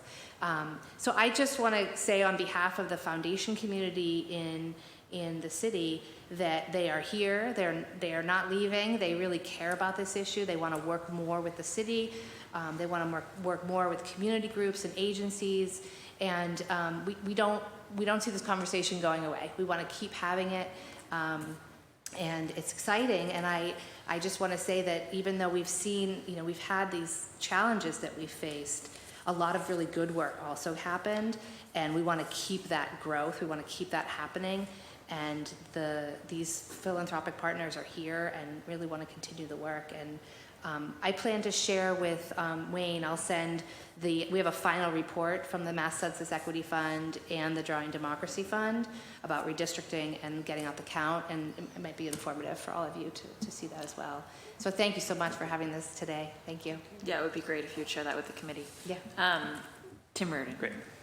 Madam Chair, Councilor Breeden, thanks for the opportunity to testify today about the importance of accurate census and demographic data for grant funding and policy. My name is Tim Reardon. I'm the Director of Data Services at the Metropolitan Area Planning Council, the regional planning agency for Greater Boston. Created by an act of the legislature in 1963, MAPC is a public agency that serves Boston and 100 surrounding cities and towns through technical assistance, regional collaboration, and policy advocacy. And our regional plan, MetroCommon 2050, guides our work to create an equitable and sustainable future for all of Metro Boston. As Director of Data Services, I oversee the agency's work on data creation, analysis, and its use in policy making. And today, I'd like to talk briefly about the role that MAPC plays in improving the quality of census data, tell you a little bit about how we use that data to forecast the future and how those forecasts are used in transportation and planning and other policy development. And I hope to leave you with some ideas about specific things the city can do with its own data to improve the quality of census counts and support data-driven policymaking more generally. For my staff at Data Services, when it comes to census data, I think the term power users might be an understatement. We're already using 2020 census data. We had it the day it came out. We're still using 2010. We still use 2000 for some things. We use the American Community Survey and PUMS and CHAS and CPS and CTPP and any number of other products that other speakers have described that are based on that. But the point of our work is not just to become experts in this alphabet soup of census data products, but is actually to help our stakeholder communities, city councilors, residents, nonprofit organizations, mayors, to do three things: to know your communities better, to help anticipate what the future might be like, and to make decisions that are grounded in data and information. For these applications, a complete count is, of course, very, very important, but just as important is accurate information about the characteristics of residents, and Nancy described a lot of those: their income, their age, housing tenure, various things like that, and our ability to aggregate that information and compile it in ways that are really useful for communities and for the public policy challenges that they face. So one example of how MAPC has worked on this and tried to improve the quality of census data is through something called the Participant Statistical Area Program, or PSAP. With every decennial census, there's an opportunity to change the boundaries of block groups and tracts. So those are the census geographies in which data are tabulated. And the Census Bureau opens up this process to communities. MAPC was the lead agency for Suffolk County and 3 other counties in Eastern Mass. And we worked with other regional planning agencies and our state partners to coordinate submittals from the entire state. And the principal criteria when the Census Bureau comes to its local partners is that each block group and tract has to meet certain thresholds for population and housing, so minimum and maximum. That's what they're looking for, because they need that for statistical purposes. And the reason that this needs to be done on a regular basis is that in neighborhoods that are seeing rapid development, new or adjusted boundaries may be necessary to meet those thresholds, and knowing the location of development is essential to drawing boundaries that accurately represent where growth is happening. So for us, when we were working on this across the state or across Eastern Mass, a key resource was a website called MassBuilds, which is MAPC's collaborative development inventory. We have information on over 5,000 housing and economic development projects across the Commonwealth. We pull in data from municipalities, public hearings, news articles, other sources. We work with our partners at the BPDA to include information about Article 80 projects. But we also do our own research, because not every project goes through Article 80. Not every project is required to. Some are in the future. And we collect information about the number of new units, the type of unit, the bedroom count, the affordability, various other things that are important to as Alvaro and Philip were describing, understanding, average household size and other things like that are very important. I'm gesturing to Nancy because Alvaro was sitting there, of course. And I'm also proud to say that it's really, really comprehensive, MassBuilds is. When we compare it to census housing unit growth from 2010 to 2020, we capture more than 90, maybe more than 95% of the net housing unit growth in the city of Boston that we have enumerated project by project with a lot of those attributes I described. And we have over 70% of the growth for the entire region overall. And with that information, knowing at a very granular level where new housing was created, we could recommend block group and tract boundaries that counted for new development while also meeting the census thresholds. And what's, I think, important for your purposes is that along the way, we were able to, working with BPDA and others at the city, we were able to achieve much improved alignment of census tract and block group boundaries. So, census tracts in particular along neighborhood boundaries in Boston, which I think has been an ongoing problem. So we split or redrew tracts that span multiple neighborhoods. We adjusted tracts at the sub-neighborhood level so that they followed natural boundaries between different parts of neighborhoods. And the results will be census data and American Community Survey data that's more accurate and less prone to error at the tract level, and tract data that can be aggregated to neighborhood groupings that make sense to Bostonians rather than groupings that make sense to people at the Census Bureau in Washington, D.C.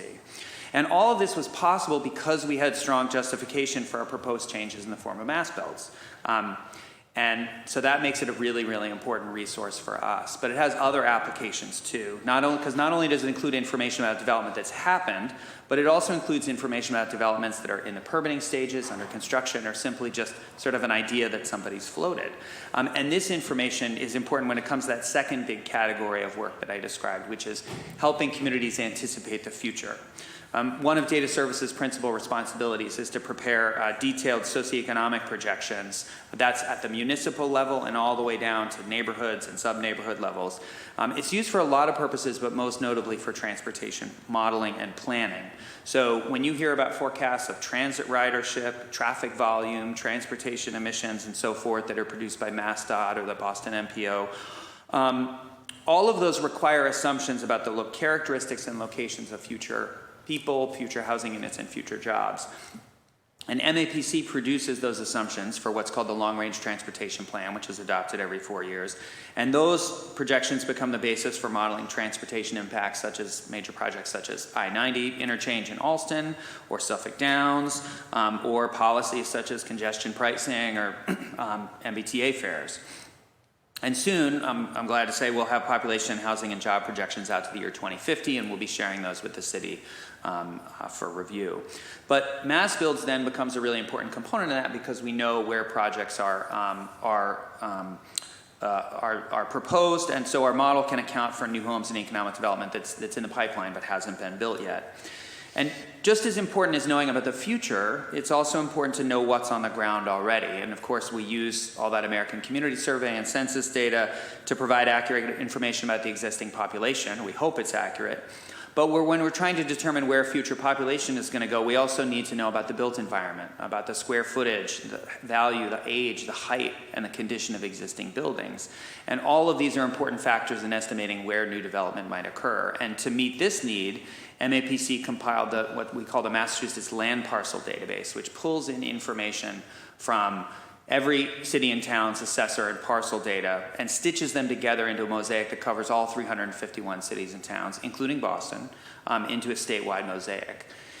One of the challenges is that the quality of this mosaic is only as good as the underlying municipal data, which varies widely, to say the least. And a particularly important but problematic piece of information is the assessor's count of how many housing units are in each building or on each parcel.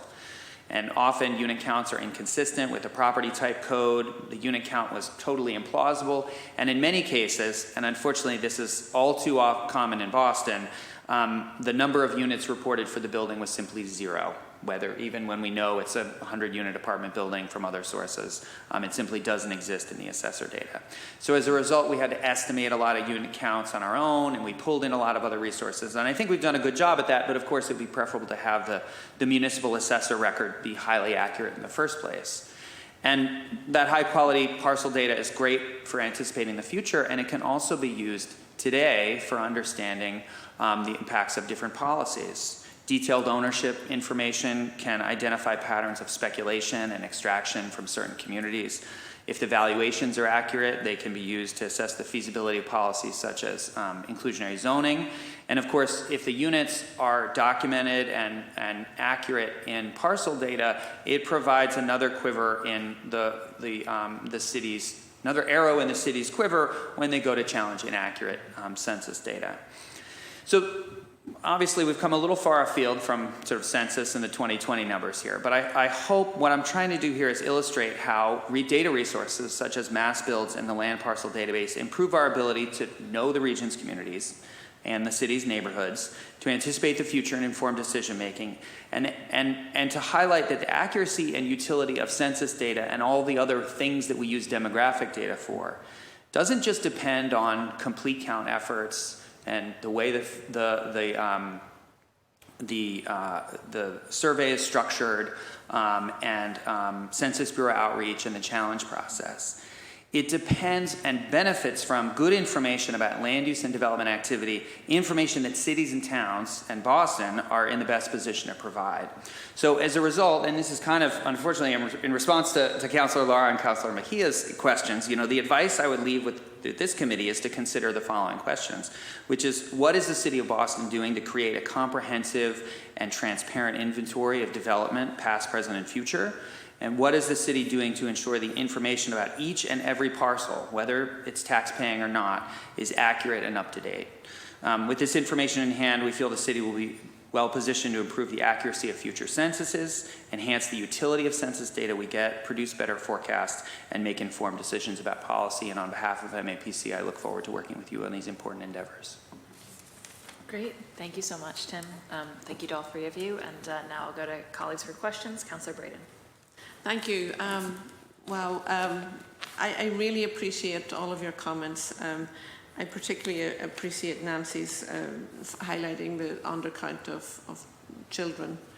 I know I was running for election in 2019 and I was going around with my clipboard and I was walking down the street and there was a young family with their mom out in the front yard, and the little one came up to me and she saw my clipboard and she says, "We won't be answering any questions." And her mom it was a Spanish-speaking family, and the little one, even in 2019, they were saying some official-looking person with a clipboard, just don't talk to them. So I think we have a lot of work to do, and I think undercounting our children is a very big problem when we think about our resourcing of our schools, daycares, and support for families, especially immigrant families and non-English speaking families. It's really important. So thank you for all the work.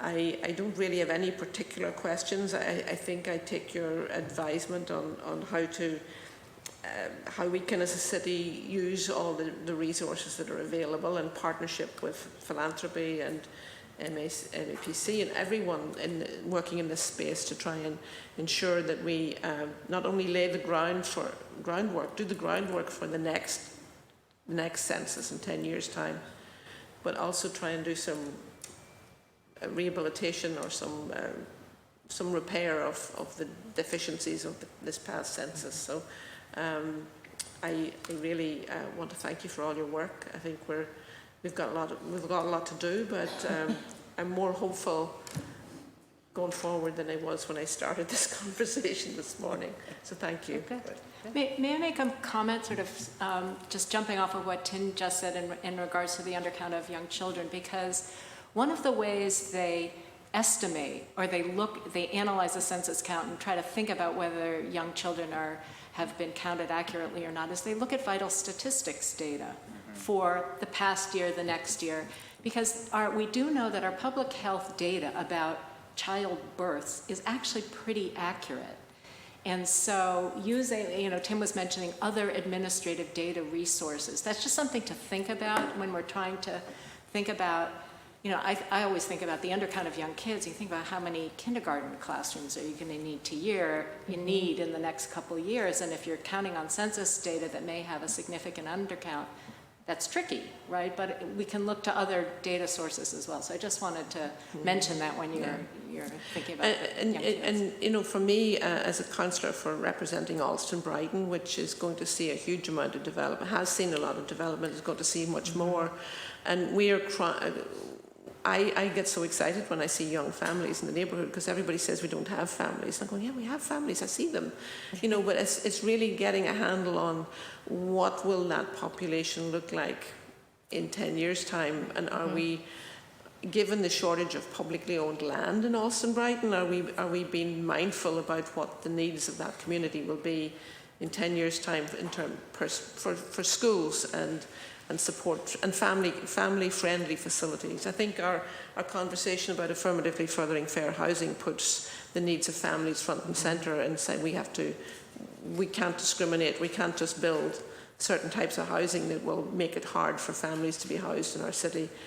So I think I'm just really glad that we had this hearing this morning because it emphasises the importance of gathering good, accurate data, especially in our census, and as it informs so much. But it's nice to know that there's other ways to come at it if we have to find a workaround. But thank you all for your work, and I'm excited to continue this conversation. Thank you. Great. Thank you so much, Councillor Braden. And Councillor Mejia, just before you came back, Tim ended his presentation with an answer to your question earlier, but I'll let him reprise that if he wants. Thank you. I'm sorry that I had to step out. It's okay. I'll give you the opportunity to. Yeah, if you just wanted to say again, because you had a couple of sentences. Yeah, so I concluded with some advice for the committee and the council, so things to think about, both in terms of getting, being able to draw good census boundaries, to get accurate information to challenge it well, but also to do forecasting and policy analysis. And that is to to look at, what is the city doing to create a really comprehensive and transparent inventory of development activity in the city that is really accessible and open to stakeholders, councilors, your constituents, and so forth. And then what is the city doing to ensure the information about each and every parcel is accurate and up to date in terms of is the valuation accurate, the unit counts, the ownership, the condition of the building, and so forth, because all of those are really important to knowing what's in our community, what kinds of policies, who will be affected by certain policies, either benefited or otherwise. And so I think those are two sort of data streams that are within the purview of the city, which are really, really important, not only to the census, but also to planning and policy more generally. Thank you, thank you. Are you being a Yes, professor? no, letting me know when I leave the classroom I get to stay extra time. It was directed to you, so I didn't want you to miss it. But Councilor Mejia, you're recognized for your questions. Thank you, I appreciate it. So, Nancy, first Nancy, right? I wanted to just uplift how incredibly in awe I am of how diverse your staff is. I think that that's really intentional. It seems like you've given a lot of thought to the work, and so it definitely is reflected of the slide. Appreciate it. That's not a stock photo, those are your people right now. Great photo, and I really do appreciate your intentionality around that effort. And then I wanted to just quickly ask, Katie? Yeah. So I'm really excited about the philanthropy folks really leaning into the conversation. I'm curious what, if any, opportunities or conversations have been had, not just around organizing and setting the stage for the next round, but what are they thinking in terms of the role that they play in helping to fill some of the gap in terms of a funding perspective, whether it be providing assistance to nonprofit organizations who are doing food insecurity work. Like, how is the funding community thinking about the role that they play in helping to support the gap?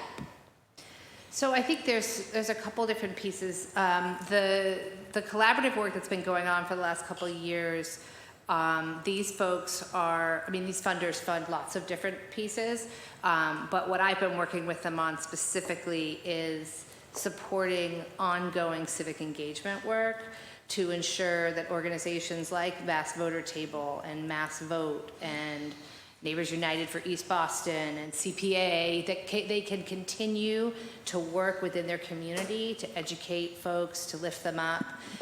So some of these foundations also do direct service work, like the Boston Foundation, Heims Foundation. So I know that they all, being the progressive funders that they are looking at all these pieces, especially in the city. But I would say, like, my experience mostly with all of them is on this sort of civic engagement side, and making sure that this doesn't just pop up every election cycle or every census, right? That this needs to be ongoing. This needs to be conversation that we're supporting in every community and every organization, that these are not just, once every 10 years, that we need to be supporting and lifting up leaders in communities constantly. Yeah. And so I was just going to say too, a lot of times we keep trying to tell ourselves to stop saying in 10 years, because we have to start doing the work now. That's right. And I know the fundraising piece in my brain will start in 2017 probably to start. It takes a while to raise a couple $1 million. So, but that's why we keep saying we have to keep having these conversations, and we need to talk and bring together multiple partners who can address all these different pieces, to talk about how it affects the school, school meals, and the funding for resources, and the funding for transportation and buildings, et cetera. So I think a lot of the groups are looking at it from that perspective, but many of them also fund direct service, et cetera. Yeah. And also, one thing that was amazing was during the pandemic, everybody had to shift, right? So we had done our first round of grants the year before the census so that folks could be doing education. And all these plans that everybody laid out for, community events and door to door, and everything had to shift. And one of the things I was really excited about, talking with national folks and then local, is a lot of the funders, they got that. And they were like, everybody needs to shift, and that's okay. So it wasn't like hard line, no, you said you were gonna do this. And people really adapted, and a lot of it was through direct service. Yeah. So meal delivery programs, people were coming to the door to drop off hot meals and would hand them a flyer about the census in their language. Or, so that was everyone just had to shift. And again, like Beth mentioned, the phone calling, which was unreal, the amount of work they did in that area too. So that's an exciting thing, and also I feel much newer to philanthropy in Boston, where folks were being flexible and shifting and thinking about all aspects of it. So I may have done some robocalls too. There was like a lot of, and I was here for all of it. And so, to Councilor Morell's point, I am deeply invested in all things that deal with civic engagement. It wasn't until I came into this chamber that I really learned why so many of our people feel disconnected. So if there's anything that I can do to help support you all in your efforts as you continue to build those outreach efforts, please reach out. I'm here for all of it. And I think it would be a great way to be able to utilize our platforms to engage people. So please sign me up for anything that you have coming down the pipeline. I'm really interested in that. So thank you. You can count on me. And then there was one more thing that I just wanted to uplift. And I know this was mainly more for the first panel, but I'm just curious what you may happen to know in terms of just outreach and engagement, is that I was recently in Guatemala. They're learning about migration and climate and why so many folks are migrating or forced to leave. And we were meeting with municipal leaders, and there was Senator Heims and Eldridge went alongside the delegation. And during that time, what I learned there was in Guatemala, some people don't even speak Spanish. There's like 24 different dialects. And so as we start thinking about outreach and engagement and the connection of immigration patterns, especially from countries that you may think, because I did, and I'm a curious learner, I'm always learning, I don't act like I know everything, but I was like, oh my God, y'all don't speak Spanish? And it's 24 different dialects. So when you think about folks who are coming here, it's just another layer of engagement that we have to be mindful of in terms of engagement. And I'm also interested in learning more about the little ones that are not being counted. That's also something that I find to be something that we potentially could lean into, especially with the Boston Public Schools, and finding ways to engage them in that process. They were a great partner in the count. Sebastian did a great job engaging the city. I know I got to see stuff come home in backpacks, but the city did a great job in the schools. And if you don't mind, one last thing I'll say, Councilor Bach, just because you took up some of my time, and I'm just joking, is that as we start thinking about what else we can do, I think I want to name that the council during our budget season. We shouldn't have to wait until 10 years to allocate resources for this level of engagement. I think we have a responsibility and an opportunity now to really start making investments in this conversation. So I just want to name that as something that I think is, Councilor Morell, I know you and I have always talked a lot about how we activate communities. I think that the best way for the city to also do that work is to invest in it now, alongside you all as you continue to do this work. So, Councilor Morell, I think we should explore that. Or whoever else wants to. I feel like civic engagement is key. And if we're not engaging community, then we're doing a disservice if we're waiting for the 10-year mark. So I agree. Just want to name that. Thank you, Councilor. Thank you, Councilor Mejia. Councilor Morell? Thank you to the panel, and I absolutely agree with Councilor Mejia. I think it needs to be an ongoing effort. We can't just wait until 2030 is among us and we're scrambling. So whatever I can do, you know, in terms of the outreach or helping to plan, I'm here. I'm here, and consider me an ally. But I do like the fact that, Nancy, that you highlighted that our young kids get undercounted. So I'm just wondering, you know, can you kind of dive into like the impacts on, you know, you say you're missing an entire childhood, right? That scared me. Like, if I miss my entire childhood, like, I don't know who I would be, what, you know, if I would even be in this seat. So can you just tell me about like the impact or the ability to ensure all students have the access to appropriate education if and when they are undercounted?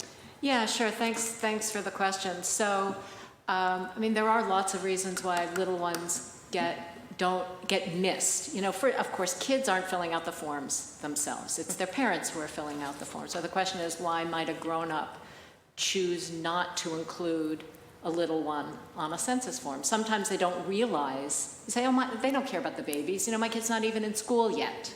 Right. So there's these sort of opportunities for this constant, continual conversation that we can have throughout, you know, between the census years, to just make sure that everybody knows that, you know, we want to know about when it's time for the census, every kid counts. You know, that in addition to colleges being shut down during the census, you know, childcare is shut down as well. So there had been a lot of efforts to do education through family childcare facilities, to, you know, encourage at pickup, giving out flyers, that sort of thing. So that was another missed opportunity that was unique to 2020. But I think this, as Katie was saying, now and moving forward, keeping the conversation going about the importance of the census. What we are doing, along with the voter table and the Census Equity Fund, is we're in conversations around the state. We're talking with service providers, the community action agencies. They are ABCD. They're receiving the federal funds for WIC, for Head Start. All of these federal funds we're talking about, they're the ones out in the communities distributing those services, right? So the extent to which our community agencies are also understand the impact of an accurate count, so that in their facing families, they are also aware of why an accurate count is really important for their community. So I think this continual conversation is really important. And when I say a kid is missed, you know, if a kid's missing from the count, that means their community might not be getting the Head Start dollars, might not be getting the money from the Child Care Block Grant that might get distributed to their community. Their community might not get the Title I funding if it's if they live in a Title I community for schools. They might get special education funds. There's so many of these supports that this child could and should be entitled to if they're not in the count. I mean, look, it's not one-to-one. These formulas are complicated. I'm not going to pretend. But if they're not included, their communities are not getting enough. And in fact, that was a message we found really helpful with parents, is helping them understand that that the census count helps bring money to their libraries, to their schools, that it goes for things that they really care about. And I think we as a nation don't understand some of these connections well enough. So I think for those of us who care, it's really part of our job to just keep this conversation going. Thank you. And as mentioned before, I'm happy, to work with, all the experts on the panel on making sure that this conversation is happening throughout the year. So please feel free to reach out to me. I'm here, and I'll definitely be reaching out to you guys to bounce some ideas off of it. And I've never saw someone's face light up as much as yours, Tim, when you talked about data. And I do truly believe, and I know a lot of other counselors believe that, our policy should be rooted in data, and especially the outcomes that we're trying to create. Mm-hmm. So getting that data right here in the city of Boston is very important. Thank you. Thank you so much, Councilor Worrell, and I strongly agree with that. I was wondering, actually, Tim, if MAPC had any formal conversations with our assessing department about the inadequacies of the data. We have not. We'd be happy to do that. I think we've been, working with BPDA. They obviously have a vested interest and a lot of knowledge on it, as well as neighborhood development, but we have not engaged directly with the assessors about it, but we'd be happy to do so.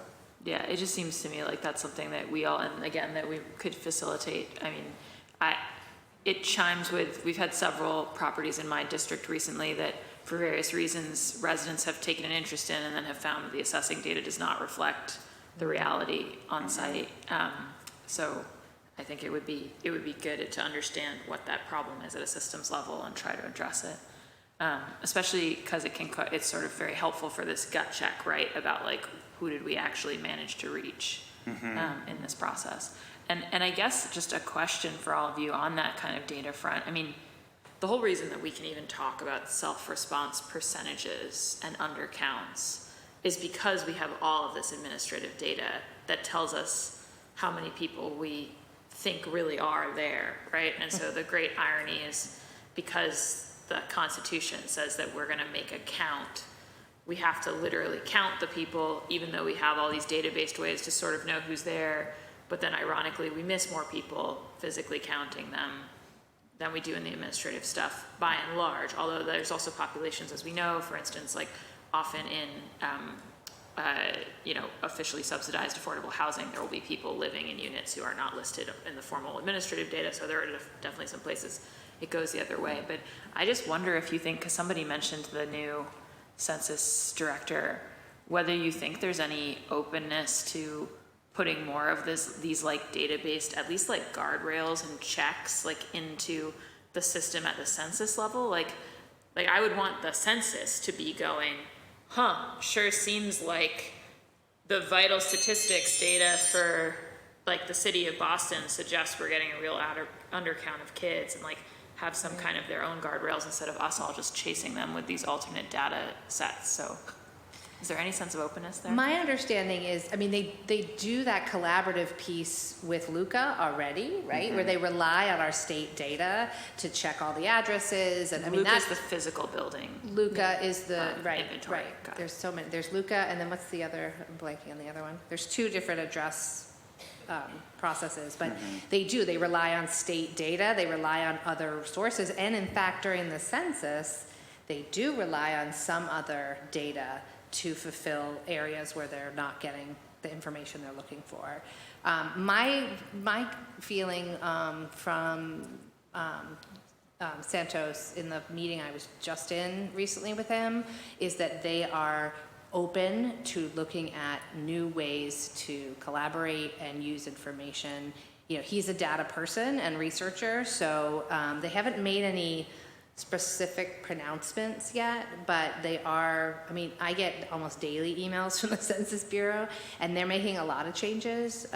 So I don't know, maybe either of you have heard more clarity from him, but I haven't heard like specifics. So Susan actually might be a really helpful resource on this, because she follows this certainly far more effectively than I do. But there is a national concern about how about the overall census undercount. I mean, I mentioned specifically the undercount of kids because it's getting worse for kids. Yeah. And the American Community Survey is a specified percentage sample based on the census, or it's a specified number.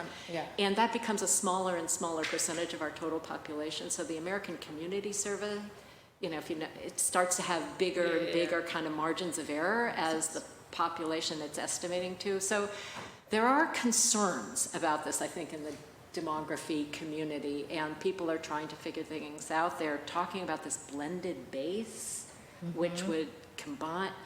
It's beyond me. I really don't follow it in detail enough, but I do. There are concerns. I mean, your concerns are matched at the national level, at the federal level, and so I think we all just need to keep paying attention and seeing where your advocacy coming from a major city could help move things in a different direction.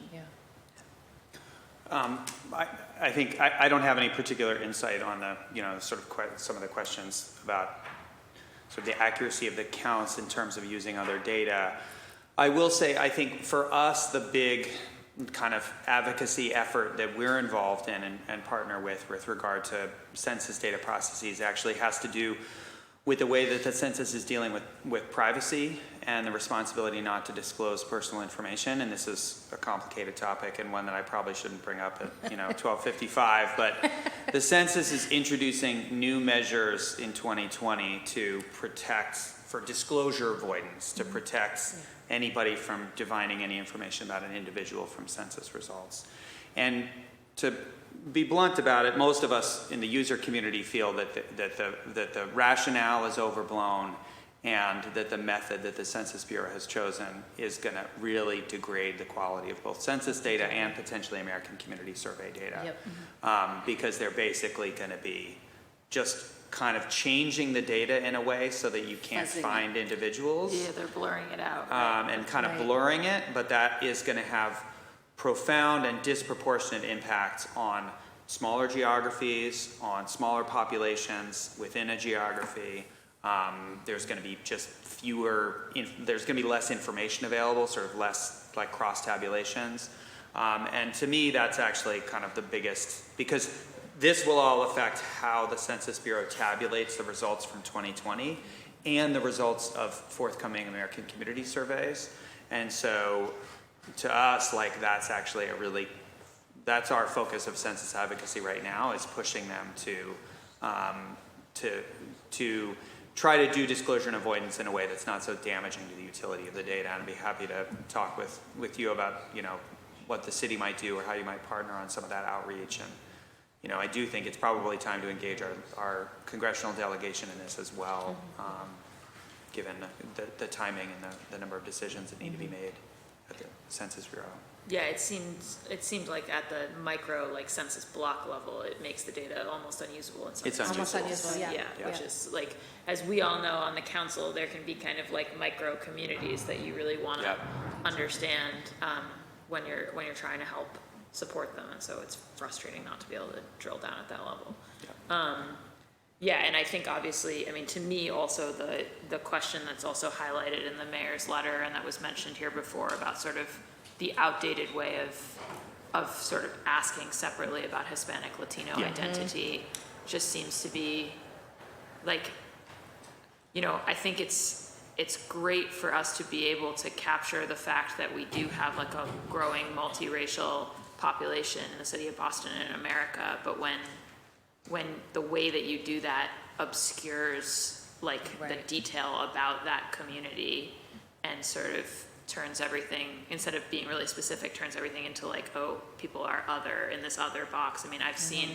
I've been seeing people do the graphs that compare 2020 with 2010 to 2000, and it's just like, again, it's not telling us the level of granular detail that we need about our community here in Boston in order to be supportive of folks. So yeah, lots of work ahead.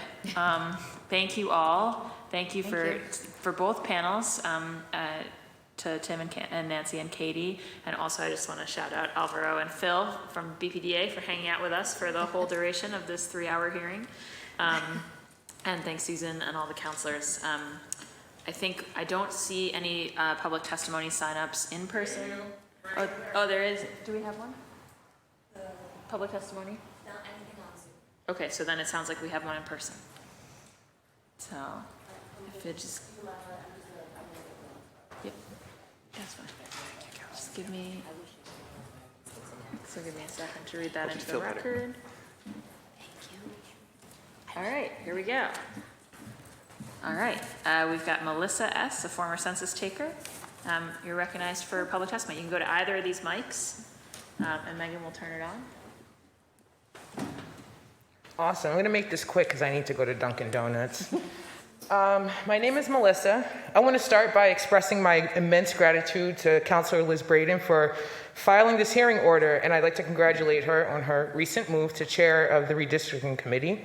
A fun fact, Councilor Braden is the only elected official whom I've prayed was elected to public office, so I'd also like to thank the Sisters of St. Joseph of Boston.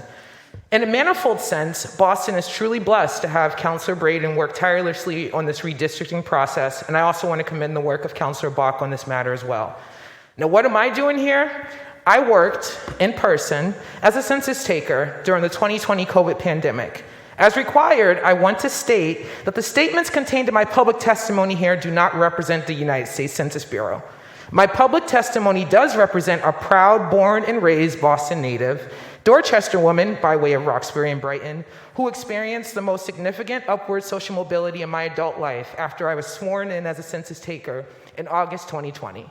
My census job was obviously not without challenges. As an aside, if city councilors think it's stressful to deal with protesters, then take a moment to consider what it was like to be a young black woman, a federal employee at that, knocking on strangers' doors, asking them for information at what was arguably the height of governmental mistrust in the year 2020. My testimony represents a Boston Latin School dropout whose math learning disability, dyscalculia, was only formally diagnosed during my senior year of high school in Boston Public Schools. My testimony represents someone who still experiences a great deal of math anxiety, yet was able to feel confident in meticulously collecting data for the Census Bureau, pursuant of the lifelong oath of office to the United States Constitution and the oath to data stewardship that I took when I first began working in the NRFU, Non-Response Follow-Up Unit. My testimony represents a laborer, a dancer, and a working artist who was able to use skills I learned as a dancer to be able to approach said strangers, knock on their doors, and ask them that simple yet profound and critical question. Can you give me your best guess as to how many people, adults and children, resided at this census address on April 1st, 2020? The inordinate den of discourse regarding census data for congressional district seats, apportionments, and wards or whatever tends to overshadow the manifold uses of that collected data. Not many people know that the Census Bureau conducts year-round surveys. In fact, just a couple months ago, I filled out a household pulse survey in July. Consequently, I was able to use and replicate the format of that survey and write a draft for a future survey questionnaire for Boston residents, particularly for targeted outreach at the Mass and Cass area of Boston. Trusting my experience as a previous census taker, I wrote a draft of this survey after I had a very productive conversation with Councilor Frank Baker, one of the few Boston City Councilors who's actually willing to listen and speak to Bostonians to collaborate on common sense solutions to concerns and problems raised by constituents. I won't spend the rest of my time here arrogating and aggrandizing how important my work as a census taker was and is. I'm too much of a Virgo for that. And as an aside, I'd like to wish a happy belated birthday to Councilor Coletta, also a Virgo. As any writer, thinker, or person knows, it is better to show, not just tell. I asked this body, let me show you. Let the hardworking former Census Bureau employees who were furloughed show you the importance of collecting accurate census data. Respectfully, give us our friggin' jobs back. I asked this body to continue to build upon the work of Mayor Kim Janey and enact a formal recount of the 2020 census count immediately. You're clearly working on that. Appreciate that. Hire back all the previous census workers who were furloughed due to pandemic, panic, and political, at times presidential, gamesmanship and dire delays. Make investments in the Boston Municipal Research Bureau. Create low-income, off-campus housing for college students and college students beyond the traditional age of college students. Adult learners like myself who take courses at Roxbury Community College and Harvard Extension School.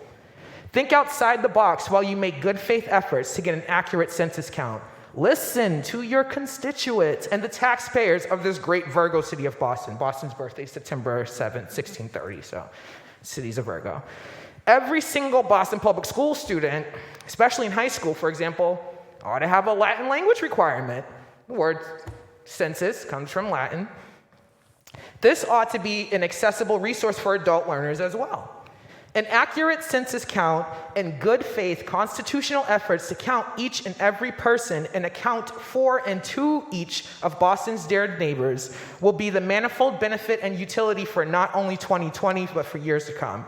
And I recognize the separation of church and state, but I'm going to close with a portrait of a daughter of St. Joseph. Eyes open to the world, both miserable and sinful, but a world worked on by the Holy Spirit. Eyes open and ears attentive to the sufferings of the world.